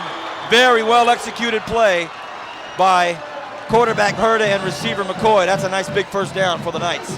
Yeah, and here we see the big man, number 77, Daniel Calvin's trying to tap out, and it looks like he's got a strap coming undone. Not that he's not ready to go. It looks like he's gotten a strap, and he's trying to tap out. BHS looks a little confused here. I don't understand why BHS in that situation only brought 4 guys after that quarterback. You cannot sit back and let this guy pick you apart. You got to come after him. Not with the targets he's throwing at. 1st and 10. Knights trying to answer back. Handoff. Ooh, almost bobbled again by Hedrington. There has been some very, very suspect transfers of the football between quarterback Hurd and some of his running backs. So, well, Brian, you make up a great point, and rather than me just kind of filter it out to the audience, why don't you tell us, big guy? Well, Vance, Bullard declined to kick off at the beginning of the game. If they can score here, not leave the drillers a lot of time to get back on the scoreboard for the half, they'll come back 21-14 with the ball in their hands and a chance to tie the game up. So it's really important for them to try to get in the end zone right now. Clock's ticking, 2.5 minutes left in this 1st half. 2nd and 8 officially. McCoy in motion, Herta at the shot. Come on. Again to Hedrington. Oh, a nice trip up there. Beautiful play by who else? Lamont Whitehead. Yeah, and I'm going hurry, because the trainer's over here trying to tie up Daniel Calvin. I was correct. He broke his strap on his shoulder pads. Looks like he got a busted string there. They're trying to stitch him up. Of course, Bullard's offense, their coaches see it. So where'd they run? They run right up the middle where usually big number 77, Daniel Calvin, is. They're trying to strap him up. Hurry up, trainers. Get him out there because you need a stand right now. Look over the top. McCoy, top of your screen, you can see his feet. Herta rolls to his right. He wants to throw to his big guy. He stretches the field out. Makes a nice pass out there to JT Contrastano. Contrastano gets up maybe a few yards short. Could be 3rd and I would say 2. 3rd and Third and about a foot, maybe. Here's our Volvo Rinse replay, Paul. It's 4th down now. 4th down and decision time. As we're looking at the replay, looked like a little blocked downfield. And, they're showing 3rd on the scoreboard and 4th on the down marker. Well, we got a timeout on the field. 1:34 left in this first half. It's 3rd and 6, I believe, because it was 2nd and 9. Wow, look at this. The scoreboard says 4th and 2. And the field marker says 4th down. Maybe I lost to playing all of this excitement. Well, $1:34 left in the first half. Timeout is on the field. A timely timeout. Whoever called it, I don't even know who called it, but it's a good one because both teams need it. Regroup. Let this crowd kind of get their breath back a little bit because, oh boy, here comes the pressure. Here comes the pressure. Yeah, Bullard called that timeout. Looks like they have no timeouts left. They had to burn their last one. Looking at the scoreboard, BHS still, Bakersfield High, I want to say BHS, I'm so used to Bakersfield High. That's Bullard High School up here in Fresno, but Bakersfield High School still has all 3 timeouts. They make a big stop. Here it is. 4th and 2, everybody. Wow, quick rush to the offensive line. Herta hands the ball to Hedrington. Hedrington hit hard, but gets the first down. No timeouts left for the Bullard Knights. Once they get situated and they move the markers, the clock will start to tick. So they have 90 seconds to get into the end zone. My gut feeling is they have the talent to get there, but will the Drillers muscle up? Can they do it?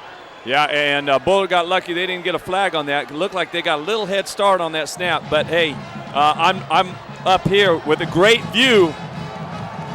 Well, McCoy at the 2-back position.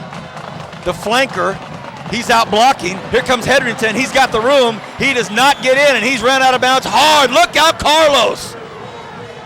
Oh, our cameraman, Carlos. Orale, que onda, paisa. He took a big hit right in the boca. Uh-oh. All right, well, there's our man Brian Adams going over to help him out, dust him off. Regardless of the big play, our man Carlos almost got taken out. Oh. Wow. Well, here's our Volvo Rinse replay. I thought they were getting in the end zone here. There we go. Nice offensive face mask, didn't call it. Look out, Carlos. All right, big play. Big 2nd and goal. Herta behind center, hands to Hedrington. Hedrington trying to get in, will not. Big stop by the Drillers. Oh, the clock keeps ticking. They do not get in, so that brings up 3rd and... Yeah, and now we got a timeout, and BHS is starting to look like, okay, now it's 1 minute left. Do we call a timeout and try to save something for our offense? It looked like they called the timeout more or less to get some changes in on offense. No timeout. Clock is ticking. 55 seconds, 54 seconds. This crowd is on their feet. The crowd over there is on their feet. Big play here. 1st and goal. 1st and goal. They've got 4 shots to get in, but very little time. Herta fakes it. Has all the room in the world. Runs to the right side. He throws it, and he overthrows his receiver, but he makes... Oh, boy. Wow. He had him. He had him, everybody. Make no mistake about it. McCoy was open, and I thought he was going to make a Keyshawn Johnson one-hand grab, but no dice. No, as we look here, nice. Look at all that room. What we call naked boot. We get out there, but look, they stay with him and force him to throw way back and out of bounds. Nice job by BHS defense there to hold their ground. And, we'll see. 38.9 seconds. 2nd and goal, 38 seconds left in this first half. Bullard trailing by 14. Hedrington, the tailback, takes the pitch. He looks up and he's hit hard. I mean, he's hit hard, everybody. Ooh. No, don't roll off, BHS. Don't get in a hurry to roll off. Lay on him a little bit right now. Yeah, they got to take the time on that. Stay on that kid. Lay on him. Well, that was one big hit. No, this clock should be running. For some reason, this clock stopped. I have no idea. Now, Herta slams the ball down. It's a 4th down, and they'll probably get a field goal out of this, but these referees allowed this clock to stop. They stopped it, and the Boo Birds are out over here on the BHS sideline. They just realized what happened. Well, a big hit by the defensive line. Brian, you were right there. You heard it. You saw it. What about that stop? Well, hey, that was a great stop. That's how you feel up from linebacker. I got these young kids watching. That's what they want to do one day on Friday night. But I talked to the official. They stopped the clock just to set the ball, but then the clock should have started rolling. Here it is, everybody. Last play for the Bullard Knights. 4th and goal. Herta rolls to his right. He's looking for somebody. Herta throws across the corner. It is caught. Oh, touchdown Bullard. Well, Herta rolling to his right. He's been dangerous all night when he gets outside the pocket. Everybody covering McCoy. McCoy covered, but then out of nowhere, again, that second receiver we talk about, Paul Jaime, another big catch. Second touchdown for Paul Jaime. Yeah, that was a big-time play because he throws back against the grain, running to his right, stops, throws back in through traffic. It looked like there was 3 guys right around Jaime there, and he threw a dart. Every PAT is important. This one's up and it's good. That makes it 21-14 with just a hair over 11 seconds left. Well, let's forget about the fact that the clock should have kept running. 11.2 seconds left is on the clock. Here's a Volvo Rents look at this great touchdown pass. He stayed with it, and doggone it, there's 4 drillers right there, and he throws it between 4 drillers. 21-14, and this has every bit of a Valley Championship football game written all over it. Great, great, great start. And we've got another half to bring to here at Bright House Networks. 21-14, drillers lead. Ooh. We got a score recently, 14-7 West leading over Tulare Union. So the Vikings up 7, the Drillers up 7. So, hey, Kern County, we're looking good so far, but a football game left. And let's not forget, Bakersfield High School. Hey, you can say BHS all night. We don't care about Bullard High School. Bakersfield High School received the opening kickoff. So what does that mean? When we come back out the second half, Bullard will receive the kickoff. They're only down by a touchdown right now. That was a big, big play right there. Yeah. Wow. Just got confirmation. It's 14-14 left. 14-14 West High School and Tulare Union with 3 minutes left in the first half. So exciting goings-ons up here off Highway 99. Hey, Terrell Young's deep. That always helps. Hey, might get a nice little bounce here. He does. Let's get some blocking and see what happens. Terrell Young looking for a gap. He's got a big hole. Can he get free? And the clock keeps ticking. Terrell Young still on his feet. He's going to have to make it all the way now because the clock has run out. No. Ooh, boy. 0.07 seconds left. They have one play, and everybody just going, ooh. That Bullard crowd over there going, ooh, boy. Yeah, I don't know the rule book quite on why they clocked that stop down there. But, and I don't want to say anything. I get another note from another official saying that I need to read the rule book. I don't need to read the rule book. I'm a color commentator. I give my opinion. That's what I get paid to do. My opinion is I don't know why they stopped the clock. Well, Terrell Young might try to get outside here for the last play of the half. Terrell Young runs it out, and that'll do it. What a first half here. 21-14, the Drillers lead. This BHS crowd is up, up, up. They are very, very proud of their Drillers. They've had 3 big touchdowns. They only lead by 1 touchdown. This really, really good football game. Let's go down to Brian Adams. He has head coach Paul Gola. Brian. Coach Gola, you guys came out, got on the scoreboard early, up 21-14. Tell me how you feel about your first half and your first section title game. Offensively, I'm really excited what we're doing there. Defensively, doggone it, I don't know what's going on. We got outside rushers not going outside. We're going to go in there and get that fixed right now. Phillip went down. We got to get a sub in. Defensively, we got to step up. I mean, that's a great offense up there, and we're making them look a lot better than what they are right now, I believe. All right, well, good luck in this second half, Coach.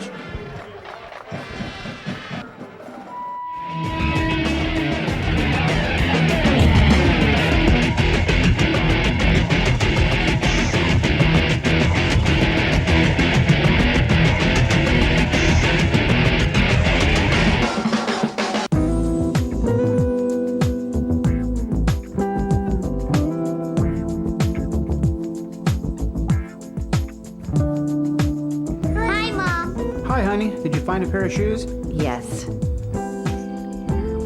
The new Honda Civic 2-door Coupe EX. 40 miles to the gallon and holds 40 pairs of shoes in the trunk. Less gas, more money, more shoes. What's your lifestyle? Honey, are you going to do that yard work today? I'm looking up all the places I need to go. Next Saturday, I'll go and get the stuff. Locally owned and operated, Volvo Rents has everything you need for that weekend home improvement project. Our friendly and knowledgeable staff will guide you through our vast assortment of tools, supplies, and rental equipment. From concrete or masonry mix, mixers or finishing tools, to lawn equipment and landscaping supplies and more. At Volvo Rents, we deliver more care in every rental. I got you everything you need at Volvo Rents. Here's some gloves. Bye.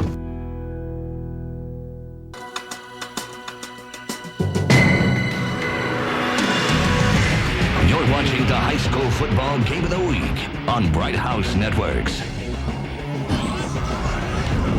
Hey, welcome back, Kern County. We're about to start this second half of the Valley Championship football game at McLean High School. It's Bullard Knights hosting Bakersfield Drillers. You're watching this exclusively on Bright House Networks. This is the game of the week. This is our final week, week 14, and we've been brought to you by Barber Honda, Volvo Rents, Crab Radio 106.1 and 98.5 The Fox. We want to thank all of these phenomenal sponsors for stepping up and being with us all season long. We also want to remind everybody you can watch all of these games at your convenience on Bakersfield On Demand Digital Channel 99. Order it free 24/7 and pause, rewind, or fast forward the game you're in control of. Bakersfield On Demand Digital Cable Channel 99, exclusive local programming for our Bright House Networks customers. The high school football game of the week, Mason Marin Inside Motorsports Show, the Condor Hockey, Cal State Bakersfield Basketball, soon to be the Bakersfield Blitz Football, and all of our local programming we produce exclusively for our Bright House Network customers. And if you miss any of your favorite programming when it airs on Channel 21, again, we want to remind you of the hottest thing going right now, Bakersfield On Demand Digital Cable Channel 99. And if you don't have digital cable, you better call Bright House Networks. And if you're watching this at your buddy's house and they're the ones that have Bright House and you're thinking, hey, man, I want this, it's simple. Call them up. Again, thank you to Barber Honda, Volvo Rents, Crab Radio 106.1 and 98.5 The Fox. It's been a blast all year long. Our captains are back out on the field. This gentleman standing to the next of me, his name is Paul Press. He's been with us all season long. Paul, it's been a lot of fun this year because of your responsibilities as general manager and part owner of the Blitz. Who knows if you'll be with us next year simply based on your schedule, traveling, recruiting. Let's get a little bit of a Blitz update before this game just takes off again. Yeah, there was a little bit in today's paper. Bakersfield Sports Partner One, the new owners of the Bakersfield Blitz. We really don't have anything to do with that. That's between those two groups. However, we are going forward, and Blitz season ticket holders, please call the new office. We don't want to sell anybody seats. We don't want to offend anybody, but we were not privy to the list. So please call 377-2548. A little plug there, 377-2548. That's 377 Blitz. We do have 25 players under this, and all you BHS people, here it is. First on Bright House. We haven't even released this to the press yet. Wow. Straight off our signings. As of this afternoon, Eastern Time, James Miguel, BHS, James Miguel will be in a Blitz uniform this year. Paul Press, exciting Bakersfield Blitz news. We have the Bakersfield Blitz Bowl, the Bakersfield Bowl coming up, but right now we have a Big Valley Championship to decide. This is the second half. The short kick is going to be taken by Hedrington, and no, it wasn't kicked out of bounds, and Looks they're going like to re-kick it again. There wasn't offsides. I didn't see a flag. Maybe we weren't back yet from the regional media. We have a ESPN radio game being transferred down to Bakersfield, and it's up here. 2 TV stations, ours, of course, Bright House Networks, and the local affiliate for the Fresno area also is here with this game, and there is a lot of attention in tonight's football game. Yes, Tulare Union and West are having a humdinger themselves. I heard it's 20-14 at half. West is up. So West is up 6, BHS is up 7. There's a lot going on in this part of California tonight with Valley Championship football to be determined. Here comes the kick again. We'll kick it up, and this one most certainly will not go into the end zone, and it's going to be taken by the dangerous Hedrington with a head full of steam. He's missed out there by 2 drillers and then wrapped up there by Billy Ross. So here come the Bullard Knights on their first possession of the second half. They deferred the kick at the beginning of the game, and we've made this point a couple of times, but I'll just re-emphasize it. They capped off the first half with their momentous touchdown, and now we get to see that smart choice, possibly deferring the kick. Now they've got the ball, and they get to keep that momentum. Let's see what happens. Yep, and the momentum is big. Let's see if the halftime helps or hinders the Bullard offense. Driller players on the sidelines bouncing up on their feet, doing calf raisers. Hetherington, the runner, met in the middle by 2 or 3 drillers. Lamont Whitehead with the first big hit up there, but this Hetherington really knows how to run the football well, and he gets, I would say, 6 yards at least, maybe even 7. Might bring up a 2nd and 3. That's a nice big first run, and here we see it on our Volvo Rents replay.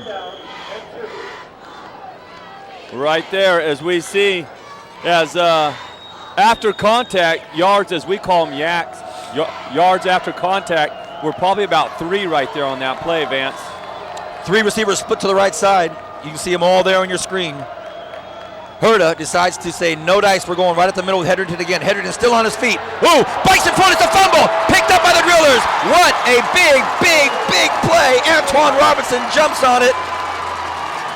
Oh, boy. And that was young Billy Ross coming in there with a big hit.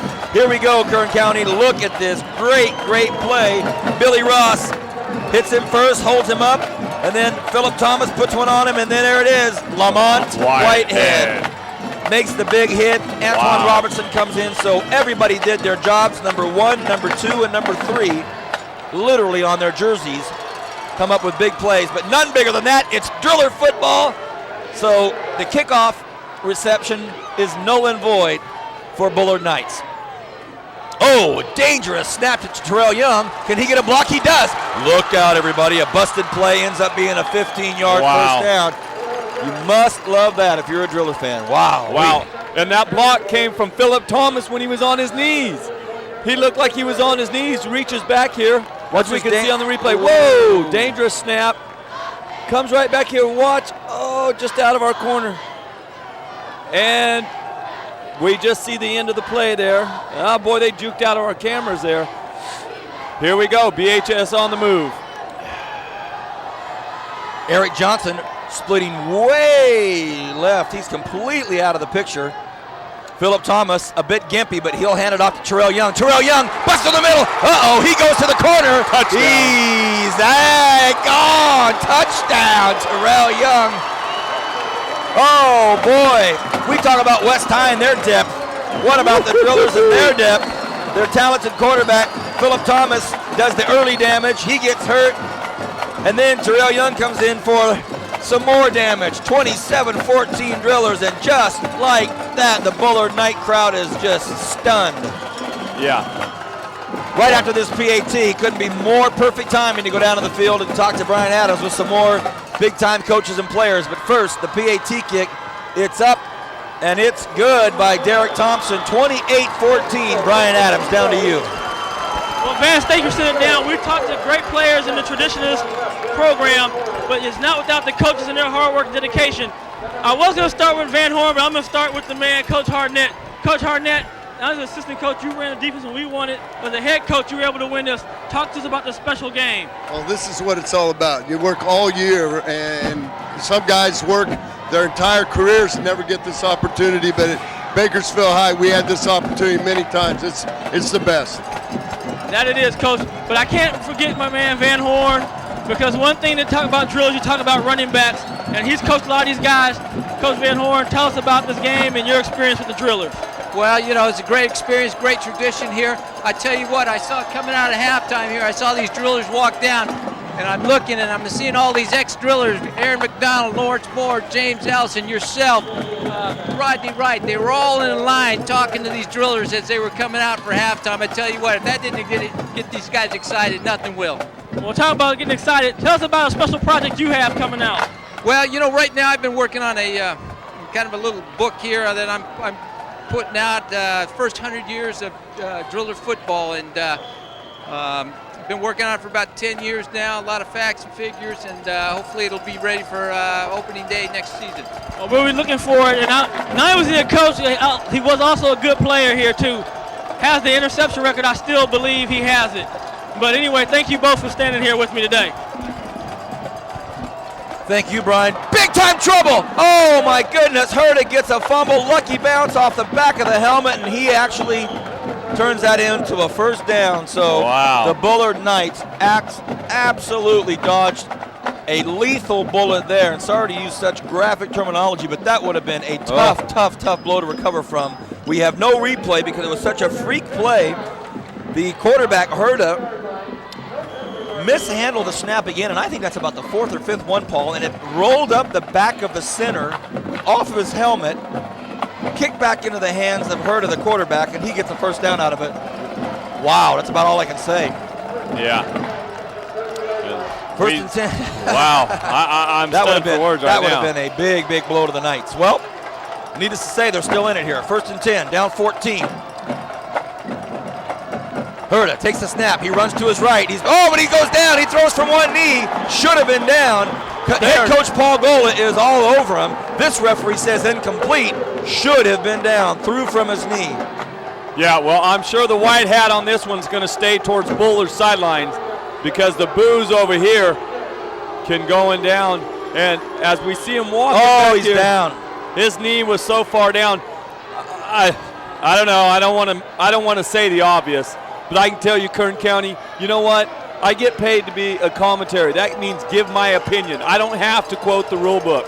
And the truth is, his knee was down and he should have been down. And it's a difference of a 10-yard loss or back to the line of scrimmage. And in motion, McCoy, the receivers for Bullard, kind of arguing with each other, not getting along. Herta looks. He only has one guy to Whitehead. He's down now. Lamont Whitehead dominating the defensive end of this football game. Oh, goodness. He said, all right, referee, you don't want to call him when he's down? Let me just throw him down. Here's our first play before. Watch this, Kern County. Is he down? He's down. He's down. He was easily down. Well, Lamont Whitehead wanted to take matters into his own hands and take it out of everybody's hands and say, you know what? I'm a dominant dude, and I'm taking him down. It is 3rd and 21, and this Bullard crowd is absolutely at a hush. Wow. Well, let's see if they try to go to their big guy out here. But look at Phillip Thomas cheating over on this sideline. They're going to throw it up to him. Could be trouble. He's got a man, Paul Jaime. What a catch. Oh, goodness. And a flag. And a flag. He went up and just took that one. That was a beautiful catch. Paul Jaime, you deserve it. That a boy on that one. That was amazing. That was a life ring that just saved this Bullard Knight football squad right now. Yeah. Brian Adams, I see you down there nodding your head. Either you agree with me or you're thinking that's one great play. Well, I'm going to tell you, Vance, we talked about the year of receivers we've seen this year, and these two guys that counter them too. What I like about Phillip Jaime, how aggressive he is. I mean, this kid can flat out, he runs good routes, and he attacks the ball. He's been huge. If it hadn't been for him, I think Bullard would be in a lot of trouble tonight. 1st and 10, Bullard, you're right. First name is Paul, last name Jaime. Here's Hedrington trying to get some yards here, and a big reception out there by Jaime. And when I say it's the life ring, if they don't get that, they've got to punt. With all the momentum the Drillers have right now, they might just decide to just march another one in. So yeah. Right now, Bullard cannot afford to go down 21 points to the Bakersfield High Drillers. That was a huge 3rd down play right there. Jaime coming up with a big catch. But you know what? Now it's 2nd and about 6, or 7. We'll see what they get. Both kickers have been perfect with their PATs, so it's an even 14. Thompson has had 4 PATs for the Drillers. Herta goes up strong. He goes up top, and another flag. So basically, this BHS crowd wants the offensive. This Brian Adams was right there on the field. He wants the offensive. I mean, it'll be interesting to see what they call, but he was pushing off from about the 20-yard line. And they called on the Drillers. That's a tough call right there as a defensive back. There's not much you can do. You're in position. He put the shoulder pad, his arm up on your shoulder pad, pushes off. Either you got to see a no call or you got to call offensive on that one. And I'm a receiver. You know I like to see the receiver be aggressive.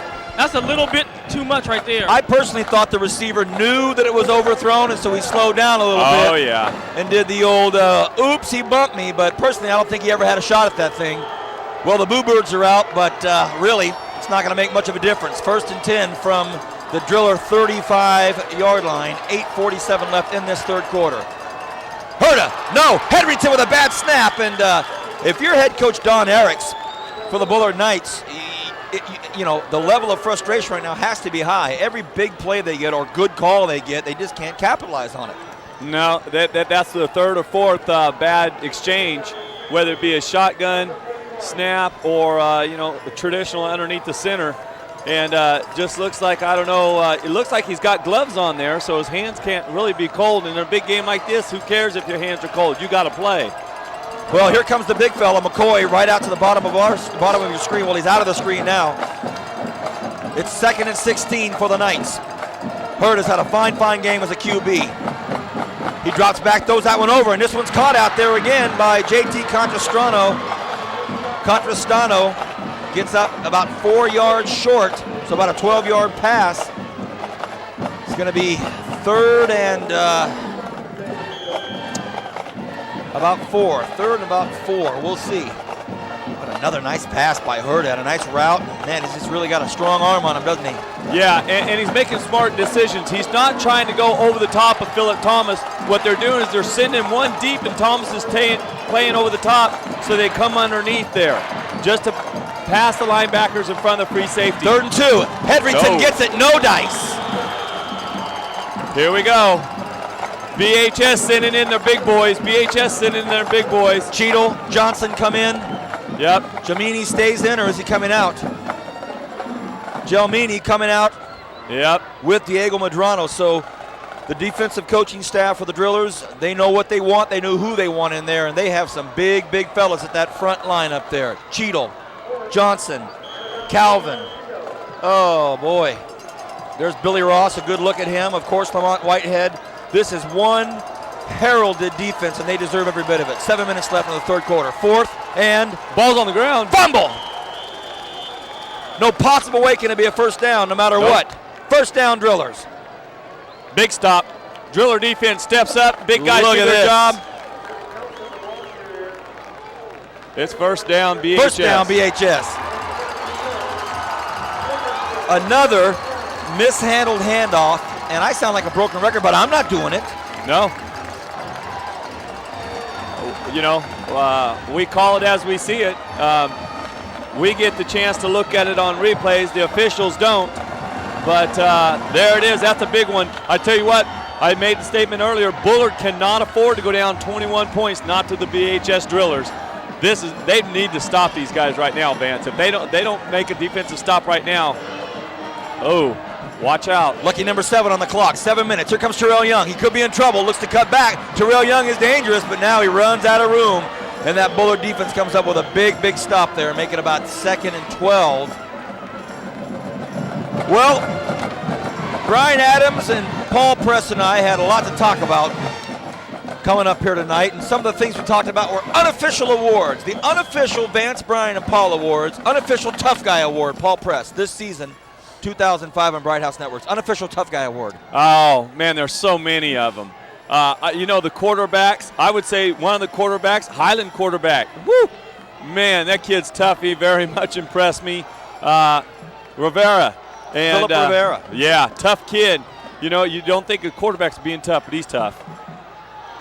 The handoff to the big fella. Look at this. Kalen White just drags the players up to about the 34, 35-yard line. Brian Adams, your unofficial Tough Guy Award this year for the Bright House games we covered. Well, I tell you, it's my fault. I can't remember his name, but little number 7 from South High. He had to be the smallest guy in the field, and he played as big as anybody was out there. And I'm going to give a tie with Philip Rivera. I mean, we saw him just get pounded, get back up, pounded, get back up.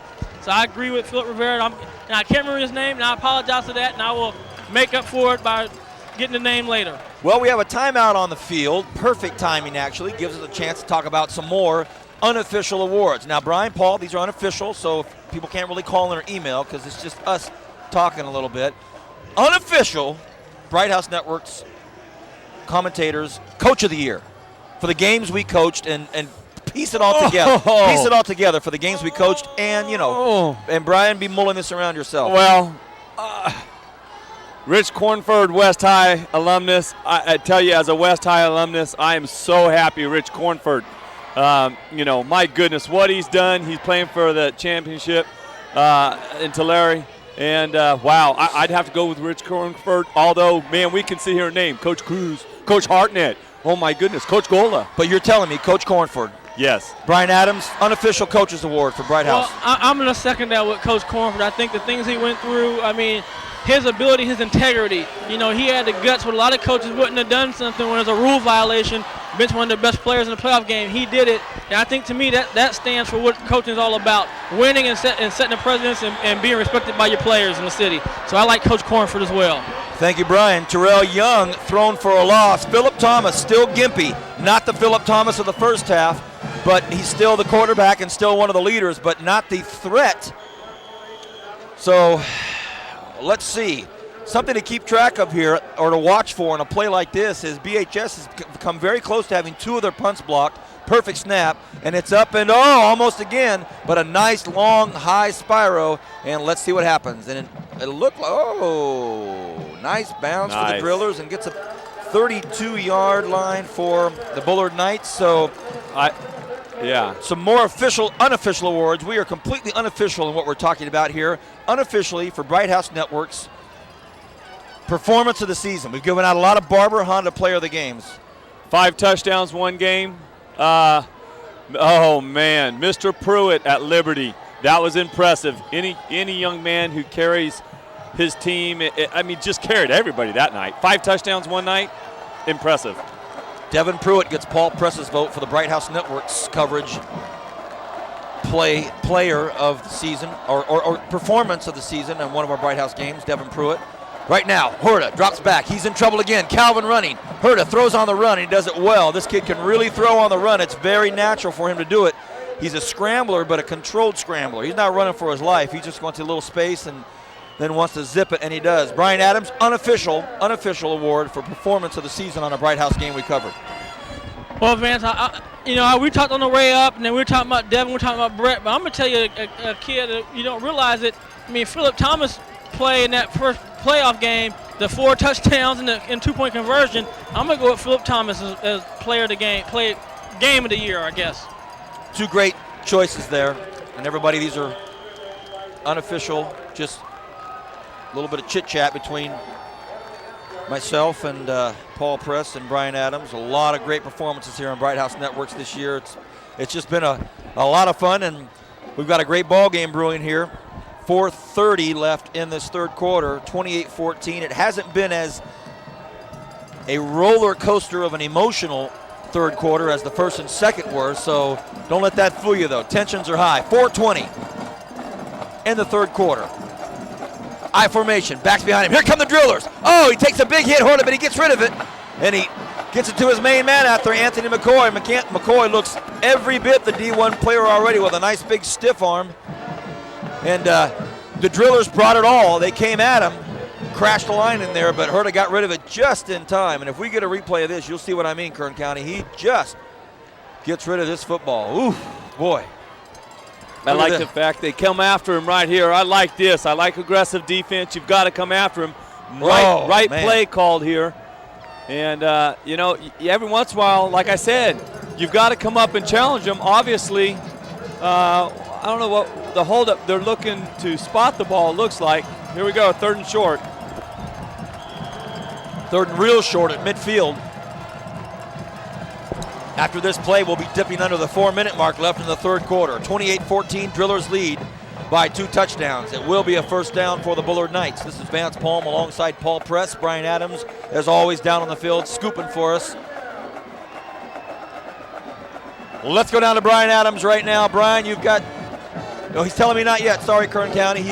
Brian Adams got some major guys down there, and he has to get them prepped and get them ready. We couldn't have a better person down on the field. Woo. Wow. 1st and 10, Bullard Knights. We have dipped under the 4-minute mark here in the third quarter. 2 backs right next to Hurta. Hurta lobs one up. He's got his big fella waiting for it, and it's caught. Oh, boy. Shoved out of bounds at about the 9-yard line. That's Anthony McCoy, and it looked very, very easy. Oh, boy. Well, here's our Volvo Rinse replay. And they throw it right over his shoulder, and that looks awfully easy. Just pitch and catch out there to the big boy. And, yeah, our man Eric Johnson's out there, but against McCoy, hard to do. Yeah, he's a big-time receiver. I wish somebody would come up and test him off the line, even though he's big. Oh, here we go. They're quick. Hedrington takes it in. Touchdown, Bullard. 28-20. Well, They were down on one knee, but they got up and they've answered. They come back out for another round. They're not going to. Hey, they didn't get to this Valley Championship game, Kern County, by lying down for people. Well, they're ranked number 2 up here, and to be a number 2 ranking in Division I, yeah, you got it all. So they've got the full package. They've got a full stands, and we've got full stands on this side. So this is pretty much what it's all about here. Every PAT is important. Eddie Gonzalez will now attempt his. Perfect snap, hold, and it's up, and it's good, and that'll be 28-21. Let's go down to the field. Brian Adams, amidst all this hoopla, you have 2 more great guests. Brian. All right, Vince. I'm down here with Steve Wofford and Rodney Wright. I talk all the time about they're playing against history and legends, the drillers on the field. Steve Wofford to my right, Southern Star, also played for your local Blitz team. Steve, tell us what you've seen tonight and your experience playing for the drillers. It was a great experience, just come out here and also see the young guys come out here and try to win a Valley Championship. What I'm seeing right now so far is that, they got to keep playing. They realize they're in a dogfight right now. They got to finish the game. They just got to stop the big plays, with number 4. He's killing them right now. So, I think they got to run a little double coverage on him. And once they get that under control, I think we can take control of this game. Okay, thank you, Steve. Now I'm here with Rodney. Rodney, I remember one of your first games at BHS. You wanted to play so well that night.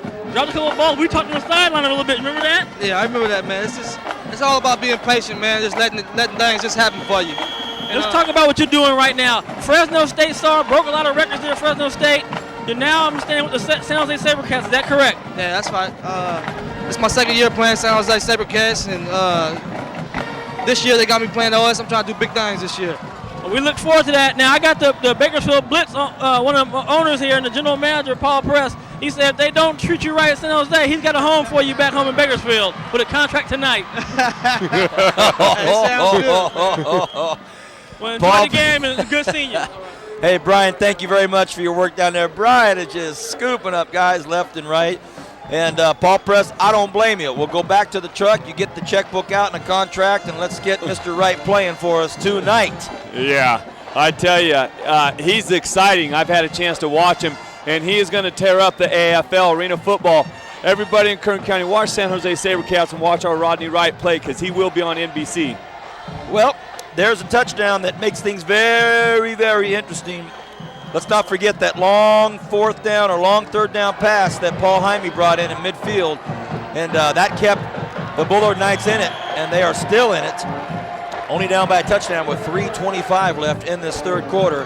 What a football game here exclusively, and you know it by now, only on Bright House Network. So if you're watching this at somebody's house and you don't have Bright House, you better make the phone call, because we got Roadrunner Hoop coming at you tonight. Well, Saturday night, if you're watching this Saturday. Tonight, we'll be live at Rabobank Arena, Hawaii Pacific, taking on our Roadrunners, who smacked around the defending champ San Bernardino boys last Saturday night. So look out for Roadrunner action live with myself and Winston Cripe. Hey, we're under the 3-minute mark here in the 3rd quarter.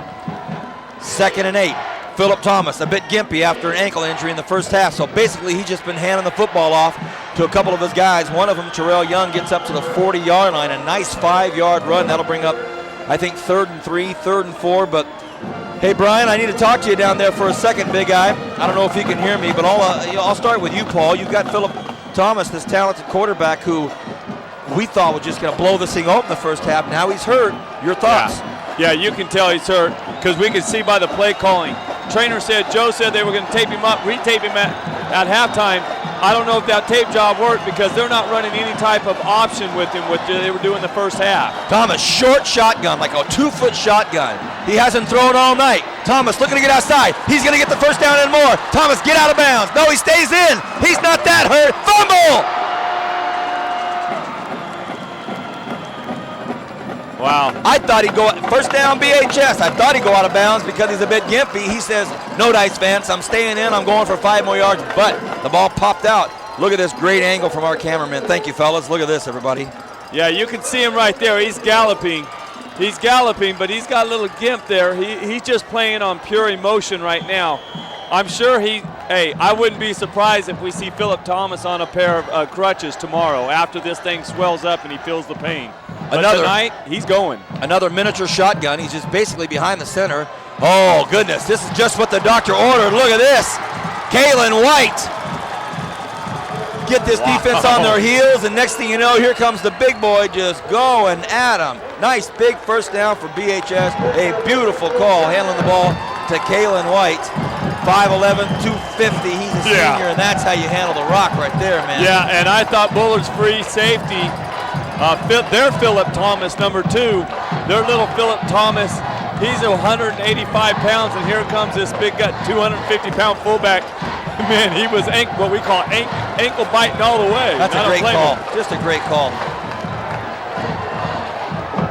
1st and 10, the Drillers. 20-yard line. They're knocking. Terrell Young still on his feet, brought down about the 18-yard line. Head coach Paul Golan, his first season, has brought the Drillers to a Valley Championship game. He's got his assistant coaches Sean McKean, Mario Milan, Jacob Stubbe, Jim Scritchfield, Lance McCullough, Ethan Beck, and Pete Mitchell. Hats off to all of our Kern County coaches this year, getting your kids ready to play mentally, physically, emotionally, philosophically. Great job, coaches. Coach Cornford and Coach Gola still at it tonight. Broken play, Philip Thomas in trouble. He goes down. That'll bring up, yikes. I don't believe it was 2nd and 18. I think the scoreboard is wrong. I think that's going to bring it about 3rd and 13. The clock is ticking. It's under 25 seconds left, and I don't see any reason why they were trying to rush this play out there, and I think they're going to let it go. That'll do it. That's going to be the end of the 3rd quarter. 28-21. Drillers lead by a touchdown, and oh my goodness, if you don't come back for this one, I'm not quite sure what to tell you. This is Vance Palmer, Paul Press, Brian Adams on the field. 4th quarter, Valley Championship coming back up. Drillers lead by 7. You got to come back.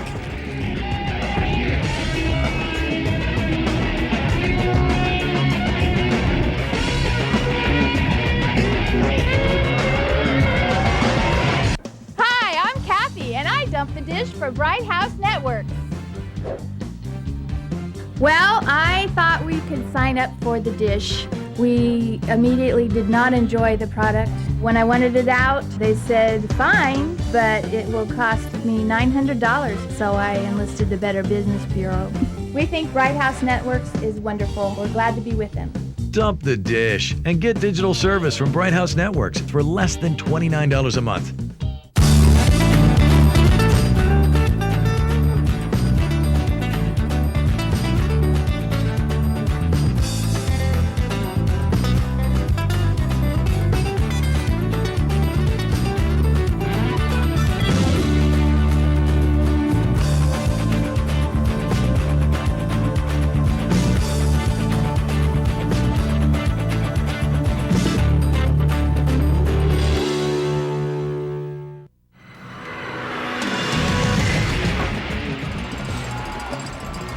Kern County, welcome back. This is it.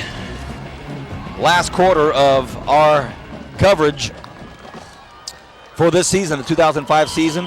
While you're away, a 3rd and 11 turned into a nothing play, so now it's 2nd and 11 turned into a nothing play. Wait a second, it should be 4th down. Scoreboard messed up. It was 3rd and 10, they didn't get anything, and now the Drillers will attempt a field goal.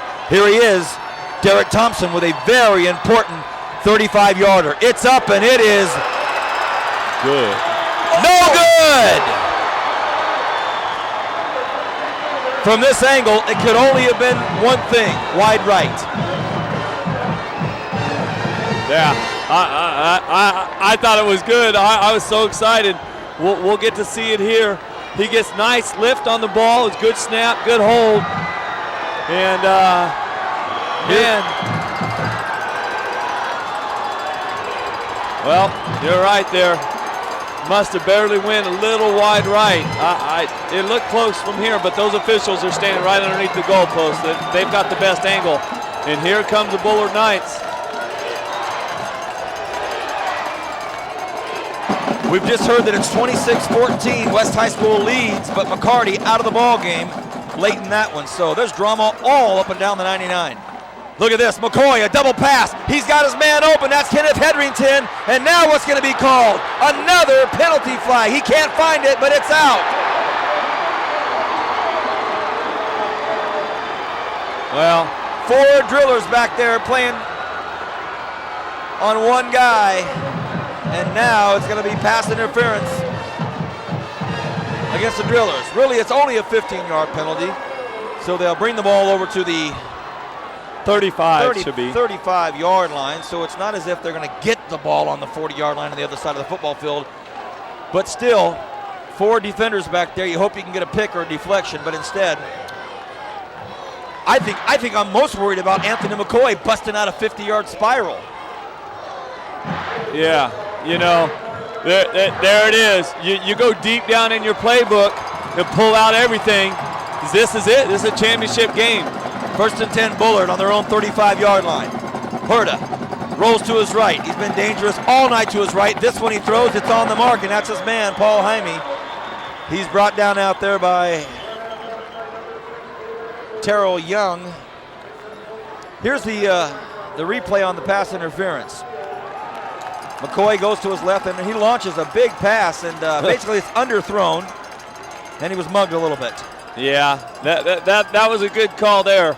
I can't complain about that call. What I don't like is the fact that BHS had him covered. Bakersfield High Drillers. Nobody turned around. They're all worried that they got beat. Don't push the panic button. Everybody was there. That ball should have been picked off, if anything. With 4 guys, you hope for some communication. Like one of the 4 is saying, hey man, turn around, it's all yours. 1st and 15. 10.5 left in this 4th quarter. Valley Championship at stake. Herta telling Hedrington, get on this side of me. There's the snap. Herta looks, throws out there again to Jaime. Jaime catches it. He breaks 1 tackle. Jaime gets free, and he's brought down about the 43-yard line. So what should have been a 3-yard gain turned into an 8-yard gain. Yeah, Paul Jaime's very impressive. He knew he was close to the 1st down. He was stretching out there, trying to get as much as he could. Brings up about 2nd and 3. Paul Jaime has been the receiver. I mean, McCoy is a big-time receiver and going to probably go, obviously Division I big-time somewhere. But Paul Jaime showed he belongs on this field. Everybody up there blocking for Hedrington, McCoy included. He cuts in and does a block. 1st down, Bullard. Well, BHS right now has got to take a deep breath, catch their air, settle down, make a stop here, and then all of a sudden, and then methodically work the ball downfield and eat up some of that clock. But right now, they've got to catch their breath and make a stop. 1st and 10, Bullard. Herta has the I formation behind him. Hands to Hedrington. Hedrington, again, positive yardage, at least 3 to 4 yards. So momentum taking a slight shift right now for the Bullard Knights. The Drillers missed a field goal. Derek Thompson, a super kicker all season long. Smacked it, but it was just a hair to the right, and that's all it needs to be. Yeah. Look at that. You got Daniel Calvin over here. Trevon Johnson's on the trainer's table. You got Daniel Calvin getting his calf stretched. He's cramped up. We see 2 of the biggest guys on BHS line over here on the sideline. Stories abound right now. Hedrington sees some air. Oh, and he's brought down out there. A beautiful play by Stephen Gelmini. Gelmini doing his part right now while 2 of the big fellas are out. Calvin on the ground getting his legs stretched. Trevon Johnson looking to get back in the game, but he's not in either. So another 1st down by these Bullard Knights. Oh boy. Well, Driller football has a big step to take right now in 2005. McCoy, slow. Look out, Hedrington almost breaks another one, but he gets a big 1st down, a 12-yard gain, and was 1 tackle away from a touchdown. So the Knights really making a move now, Paul Press. Yeah, and we can see Coach Gola barking out orders and hand signals. And watch, here goes the big back, 200. I don't think so. He runs a lot harder than a 200-pounder. And if it wasn't for the our quarterback, or BHS quarterback, Philip Thomas making that tackle there, that would have been a touchdown. Everybody's up and cheering. 1st and 10 again. Hedrington with another carry. They key on him this time, and he only gets a yard. Right now, there is no doubt this football game is being decided in the trenches, and I know that's about as much of a cliche as you can say, Paul, but there's no doubt right at the line of scrimmage it's being made. Right, and as you say trenches, here comes 77, Daniel Calvin back in the game. Not a moment too early because they need him right now. 77 right there, the nose guard right over the ball. But this defense, it's all stationed around their nose guard. 2nd and 8. Hedrington with a carry. Tries to stretch it out to the left. Flag on the play. Could be holding. We hope it is from this Bakersfield crowd. And if it is, it's going to be on Alden Contreras, number 15. And it is holding against the Knights. And, hey, that Bullard train was rolling right there, too. So, yeah. Well, here's what happened. To people that understand the football and those of you that don't call football or watch, you follow it, but you don't understand all the little parts of it. BHS runs what we call a 3-3 defense. Well, that means 3 down linemen a lot of times. The most important person is the nose guard. That's Daniel Calvin. And why is that? Number 77. It's designed where if he beats your center one-on-one, he causes a lot of havoc. So in order to stop him, you've got to double team him, and that means taking an offensive guard down and helping your center. That means a backer can come through. Great point, Paul. Here comes the end around to McCoy. McCoy's going to throw it. He's going to throw it back to his quarterback, and this is going to be caught. Oh, my goodness. An end around pass back to the quarterback. Pretty good coverage, but a better play. First down, Bullard Knights. So Coach Arax, not in the least worried about making these big risks. No, and here it is, 3rd down play, 3rd and about 2 or 3. So here we go. This is a big stop here. Although I think if they end up with 4th and very short, they'd probably go for it here. 2 down territory, no doubt. 6:45 left in this football game. I formation for the Knights. He rolls right. Herta throws. He's got a man open. It's picked off. Picked off. Picked off. Philip Thomas with the interception. First down, Drillers. Yes. There it is. Big play. We see Paul Jaime trying to get a call, but here we go. Pressure on the quarterback. Warta throws it up. We see Philip Thomas coming here, lays out, makes a nice catch. Hey, he may be a little gimpy with his ankle, but that was all heart there and showing it right there. Yes, Philip Thomas, you just made a big play. Special thank you to our Bright House Network cameraman, Carlos. Took a big shot in the lip earlier, but Carlos right on hand to make that big snap on the camera. We appreciate that, Carlos. That was one big interception caught right in front of our feet there. Hey, and Terrell Young battles through for 4 yards. Very important, keeps his feet rolling, and all of a sudden, the Bullard Knight crowd is pensive. The Bakersfield crowd pumped up. They're looking around, and hey, everybody, this is a who's who of football people tonight. Wow. At this high school stadium tonight. There is everybody at this football game. Yeah. This is definitely, we heard about Coach Van Horn putting together his 100 years of Driller football book. He better save a little space. Yeah, because they're starting to make history right now. 2nd and 7, Philip Thomas on a keeper. Oh my goodness, if he scores a TD on a gimpy leg, there's no doubt. Bakersfield High School Driller football hasn't seen somebody like this in a while. Whoa! Touchdown, BHS, no flags. Oh, boy. Well,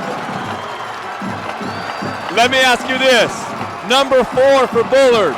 You're looking at the best player on the field. The best player on the field tonight is number 15. His name is Philip Thomas, and he plays for BHS. That's Bakersfield High School. As we see him stretch it out here, we know he's gimpy, we know he's been hobbling, but there is no doubt that this player right here has put a lot of that Driller faithful on his shoulders tonight. 34-21. Thompson stalls for a moment, kicks it through. It's a nice PAT. 35-21, 2-touchdown lead for the Drillers. And I'm not quite sure I've seen anything like this, because we called a lot of games, Paul, and Brian and I have covered a lot of games here, and being a fan of high school football myself, I've seen quite a bit. But when the chips are down, my man, he's really come through. Brian Adams, your thoughts on this performance tonight? Well, I'll tell you, Vance, you and I have been together for quite a while now, and we've seen a lot of kids go both ways, but I'm telling you, Vance, he's a special kid. He's got to be one of the best we've ever seen, and he's only a junior. I mean, we're talking about a superstar that's been born this year. And remember, his natural position is a receiver. So, I mean, this kid has this unlimited upside. Brian, Joe Augusto was over there greeting him, and Philip Thomas looked down at him, pointed at his ankle, and gave him a big high sign like, "Attaboy, Joe, way to take me up, way to take me up." Joe's the best at that. Here we go, Hedrington, he's got some room of his own. You gotta be kidding me. Hedrington gets down to the 45, 46-yard line, and with 5.5 minutes left, just like that, he gobbles up half a football field. Paul Press is stunned. Yeah, Al, I'm just looking at our kicker because our kicker just took a shot right to his chin. Keep hustling, get off the field, don't let him see you. But look at, he gets over to the sideline and says, "Holy smokes, that guy just nailed me." Well, I'm not laughing at him. I just saw him come off as you were talking. It happened to be, to coincide with what you were saying. Yeah, I'm watching our young Thomas come off the field. That's all right, you did your job. It'll feel better tomorrow when you know you've got a Valley Championship ring coming. Well, this crowd is up. There's 5.5 left, and there's nobody sitting. Everyone is up. Hedrington on the carry. Hedrington met at the line of scrimmage. Busts through for about 2 yards, 2.5 yards.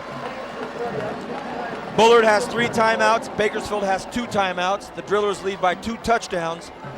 Valley Championship football, week 14, the final week for 2005 season on Bright House Network. We started off with a humdinger on the Drillers in Stockdale, and we finished with the Drillers. Herta goes up top, has his man McCoy, and it's caught himself. Well, this McCoy kid seems to be gimpy. Looks like he's hobbled now, and he pushed off again. You got to call him like you see him. He's getting away with pushing off, but yeah. Well, they're not gonna call it against him. He's already got superstar status up here in this area. So, but you know what? We say he pushed off. All the great ones do. You know, he obviously this young man knows how to play the game, and you can, they'll refine that as he gets into a big-time program. But here we go. 1st and 10. Bullard, Hedrington with the carry. Hedrington met in the middle of the interior defensive zone there for the Drillers, and he gets another 5 or 6 yards. You know what? We've had some big names in here, but let's not forget Kenneth Hedrington. Goodness, he's 5'10", 190 pounds. They say 190, Paul, and this guy has really shouldered a lot of the ground attack, almost all of the ground attack for the Bullard Knights, and he's had a whale of a football game too. Yeah, and what impressed me is one time he had big Daniel Calvin, 305 pounds on his back, and he still ran for 3 more yards. 2nd and 5, Bullard. Herta hands to Hedrington again. Hedrington, more positive yards. It's going to be 3rd and very close. Timeout is going to be called by the quarterback for Bullard, and it is. So Alex Herta calls a timeout, and with that, let's go down to the field. Brian Adams, who do you have, big guy? Vance, one thing that these guys are going to do, they're going to inspire somebody to play. And my inspiration, you talk about Driller legends and people coming through, turn around right there, is Lawrence Moore. Lawrence Moore played in '84, went to Arizona State, linebacker. Lawrence, tell us about your experience at BHS. Oh, it was a great experience. It was all day. I'm a Driller boy for life. And that's what I'm saying, because sometimes somebody tonight's going to be inspired. And Lawrence is also my brother, and this is my nephew, who unfortunately lives in Fresno, might terrorize one day. Tell everybody what's up, LJ. What? You got to talk. Okay. And you play what right now? What position? Quarterback. Are you a scrambler like Vic Young and Michael Vick, or are you a Matt Leinart drop back? Michael Vick. Michael Vick, all right. Well, again, I want to thank them as special guests for me to see my brother and my nephew. Thank you. It's my pleasure to hear you down there, Brian, with all these great Drillers. Brian just keeps scooping it up. Here's a big play, 3rd and 3, 4:24 left in this football game. I've been saying it all night. It's the truth. Everybody in this BHS side on their feet. The Bullard crowd on their feet. Oh, boy. Herta has the I formation behind him. Hands it to Hedrington. Hedrington breaks out. Hedrington gets in the end zone. Touchdown. We just talked about this kid, and he answers. Touchdown, Bullard. Yeah, they're not, keep saying it. Bullard's not going to just lay down and let BHS have it. But, I don't know. They get within 7 here with the PAT. You still got to stop Philip Thomas when BHS gets the ball back. I still think the interception and then the 85-yard run by Thomas has got to be the most inspiring 30 seconds of football I've ever seen anybody play in a Valley Championship game. However, game's not over with 4:18 left, Vance. BHS is going to have to show them, and that big line's going to have to step up. The PAT Drillers go for the block, don't get it.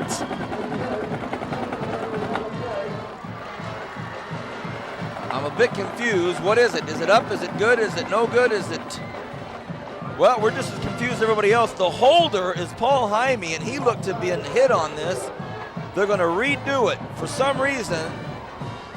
And I don't have the answer, Kern County, but they're going to redo this, it appears. Maybe they weren't set. Maybe the refs weren't set. And now I'm really confused because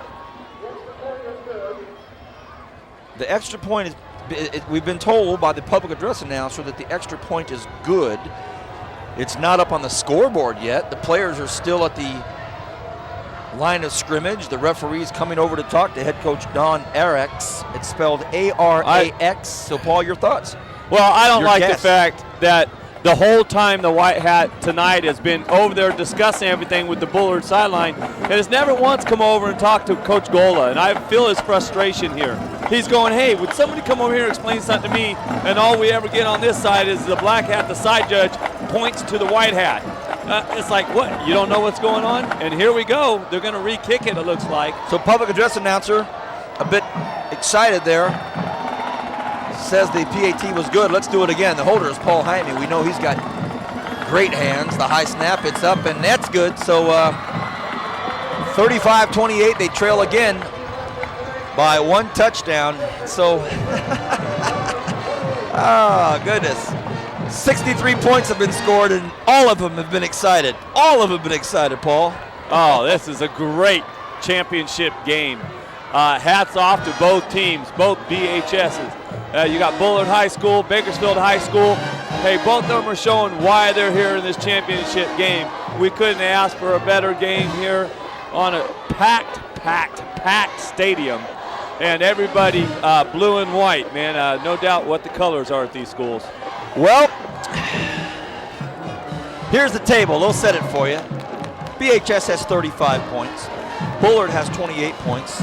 There's 4 minutes and 18 seconds left in this football game. It's a Valley Championship. It's a Fresno team against a Bakersfield team. A lot of people say the Bakersfield team. And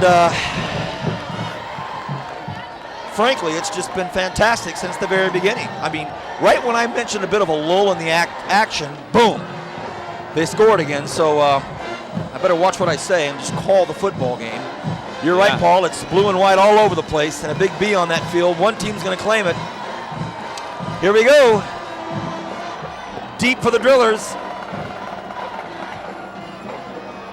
Oh, it's Let it go out of bounds. It's not going to go out of bounds. Ooh, boy, it does. The Bullard players were running down that sidelines, but it did go out of bounds. Hey, a very special happy birthday out there to Demetrius Katsantonis. Opa! Young Greek boy just turned 16 years of age today. His parents of the famed Goose Loonies. Happy birthday, Demetrius. Hey, everybody, Kern County, it's time to acknowledge the team that puts us on the air.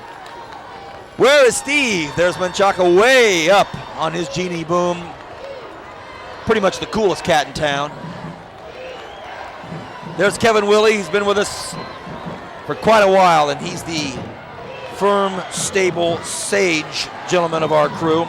There's Carlos. Hey, Big Carlos got his lips smacked around tonight, and he hung with us. Carlos and his ever steady boom microphone man from the Wild Thornberries. Where's Joseph? We're trying to find Joseph. There's Joseph on top of our Bright House Network van. Thank you, Joseph.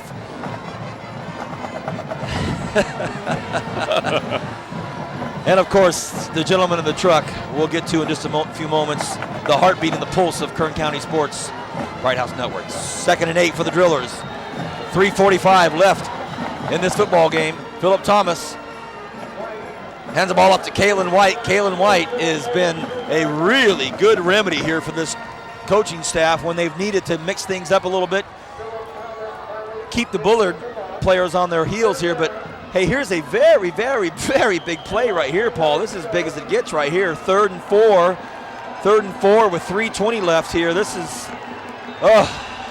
big. Well, it says 3rd and 3. This is about as long as 3 as you get. Yeah. 3 minutes left in this ball game. 3rd and 3. Big one. I'm nervous. Oh, the hard count by Philip Thomas. The hard count. Oh boy, the hard count gets Here we go. Look at Coach Gola. Go ahead, Paul. You go, Coach Gola. You're right. You're absolutely right, Coach Gola, and you've got to stand up for your team right now and let that sideline guy have a little bit. That's, hey, high school football, there is encroachment. He gets up, he breaks that imaginary line there. Officials, call the game because everybody saw it. You know what? I don't want to hear it from the officials. There it is. There it is, and right there. Big boy McCoy. That's 3 tonight. That's 3. I've been counting. Missing a bunch of them. All right. They missed a bunch tonight. 3 minutes. The pass interference, I was talking to Rodney Wright about that. I mean, as a wide receiver, you can't get away with pushing off like that. And that right there, that's a travesty. Because that's a crucial play right there. Well, you do the hard count, they jump, and you don't get the call. Yeah, Brian, I mean, and the important point here, by the way, everybody, it's exactly 3 minutes left, 3rd and 3. And the point that needs to be, I guess, stressed, Brian, is that was the strategy. Right. Right. To get, so you go in. It's not like you were going to go in and run a play, and if they jump, they jump. Right. That was the strategy, to make them jump. They jump, you don't get rewarded for it. So now, here comes the Drillers. And the big fella, Caleb White, gets the first down. And they better give him the mark on this one. Brian Adams nearly stoking the controversy. Oh, man, these come on now. Well, let's move forward. That's all right. It's first down. It's first down. Yeah, he had to give him on that one. Yeah. Hey, they might have to be run off this field. Yeah. Well, the first down is assured, and I think it's fair to say, with our Kern County Bright House Network subscriber fans, you can't expect us to be cheering for Bullard. So, 1st and 10, Driller football. Now they got to grind this clock out, Paul Press. Yeah, and they're going to right now. Because I tell you what, the BHS linemen's had about enough of this. They're going to take this in their own hands and start pushing people around. Terrell Young. Oh, he slips, gets back up, and gets about 8 or 9 yards. I think one's even. Right. The coaching staff for the Knights are saying, wait a second, he fell down on his knee. How can he get up and keep running? And now we do get a timeout from Bullard. Well, there we go. Now we're only -2. They made 1 up there. Wow. 2 minutes, 14 seconds left in this football game. Head coach Paul Gola going out to talk to his players. You know he's got to be feeling some great emotions right now.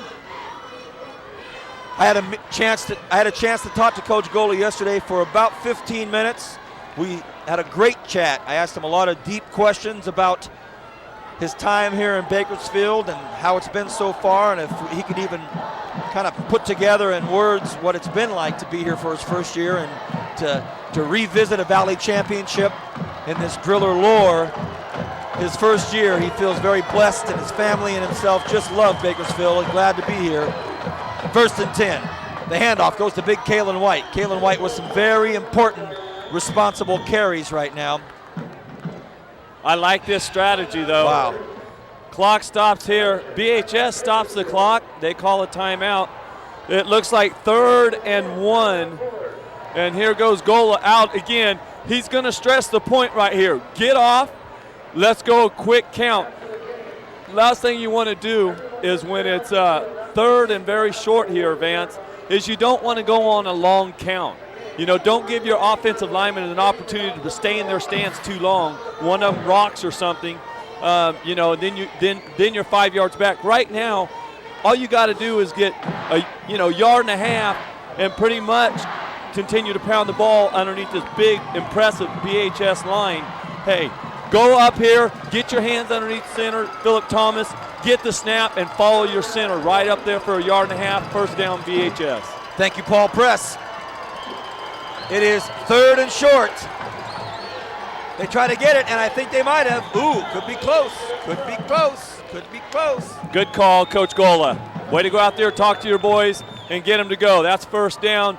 No matter how bad they spot it, they can cross their eyes. That one was still a first down. Will it be a Fresno spot or a Bakersfield spot? Oh, my goodness. They're going to call out the chains. Oh, they're killing me because we're right above it right now. We're looking down. Oh, my goodness, everybody. I don't know what to tell you. They're hovering over this football. They want a measurement. Coach Gola's in shock. Oh, boy. Well, our Volvo Rinse replay, I'm not sure from the angle, the perspective that we have, but you've got to be kidding me. How can this not be a first down? And it is! First down, BHS.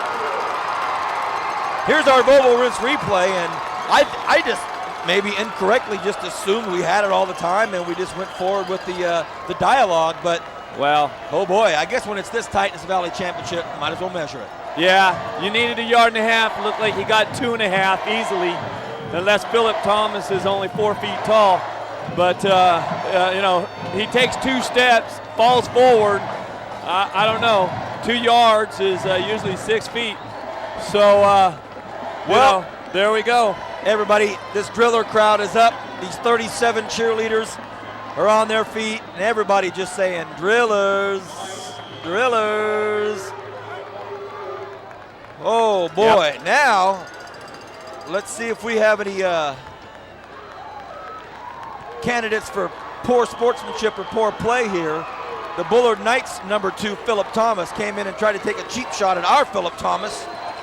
That's uncalled for. Vince Van Horn running off the field. Vince Van Horn, sophomore, getting some Valley Championship action. 1:16 left. The scoreboard is not giving the down yardage. Kalen White with the handoff. Kalen White stays on his feet. The clock keeps ticking. No timeouts left for the Bullard Knights. Drillers lead by 7, and now that clock seems to be racing because it's got... Let's see, they haven't marked it. The second clock starting to BHS, tick. you don't need to snap it yet. They should have an official. Look, you can see the coaches, they're holding up their hand. Now, after they drop their hand, Philip Thomas will have about 5 seconds. There's young Coach Stubbe doing a nice job. Way to go, Coach Stubbe. You're doing your job. 32 seconds.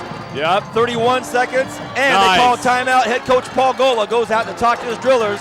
He has 1 timeout left. So, 35, 28, 29 seconds left. The Drillers basically need to make sure they get this snap underway. And here's what they can do the right ball here. game's over. They can take a knee. Well, there you go. Paul. I'm sorry. No, go ahead, big guy. I think what you're talking to me. I'm do listening to Brian. is Philip Thomas and Brian Adams in our ear saying take a knee. What he's going to do is he's going to take a snap. He can run backwards about 5, 10 yards, even 15 yards, and run 5 seconds off this clock. By the time they mark it, they'll never have to snap it again. 40-21, West leading their game over Tulare Union. Yes. So looks like West High School might have one themselves. There it is. The Vikings and the Drillers. Looks like we might be coming home with 2 Valley Championships, Kern County. You gotta love it. Here it is. Paul Gola walks off the field. Philip Thomas takes a snap and goes down.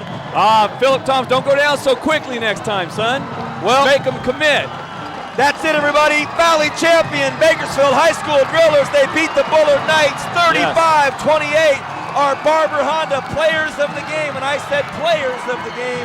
On offense, of course, the great quarterback Philip Thomas. On defense, Lamont Whitehead. 2 players of the game, 1 Valley championship for the Drillers. You saw it here on Bright House Networks. What a celebration. Drillers win.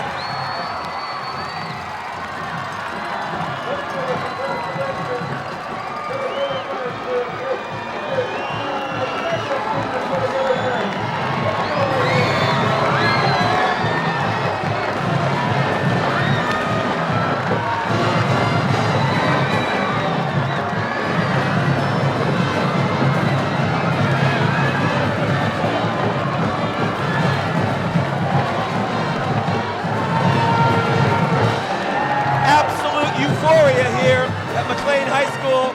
The Bullard Knights, ranked number 2, go down. They're finished.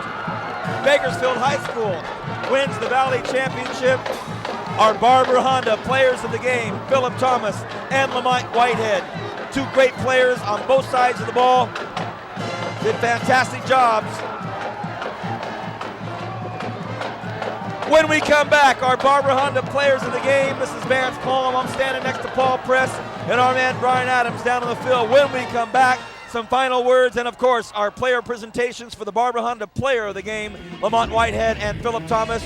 Drillers win Valley Championship. Back in a moment.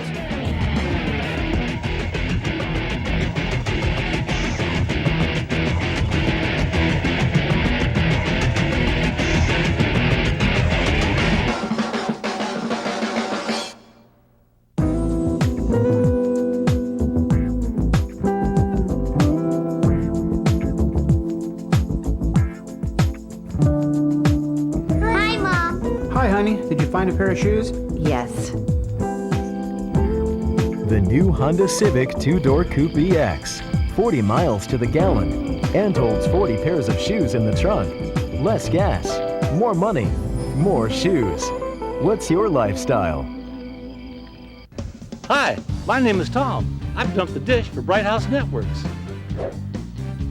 Maybe you don't know this. If you have satellite service, you had to buy your receiver. I bought mine and it broke. And you know what happened? It took me 30 days to get a new one. I had online before. Slow, slow, slow. Roadrunner is fast, it's efficient, it's fun to use. You'll love it. Dump the dish and get digital service from Bright House Networks for less than $29 a month. Honey, are you gonna do that yard work today? I'm looking up all the places I need to go. Next Saturday, I'll go and get the stuff. Locally owned and operated, Volvo Rents has everything you need for that weekend home improvement project. Our friendly and knowledgeable staff will guide you through our vast assortment of tools, supplies, and rental equipment. From concrete or masonry mix, mixers or finishing tools, to lawn equipment and landscaping supplies and more. At Volvo Rents, we deliver more care in every rental. I got you everything you need at Volvo Rents. Here's some gloves. Bye.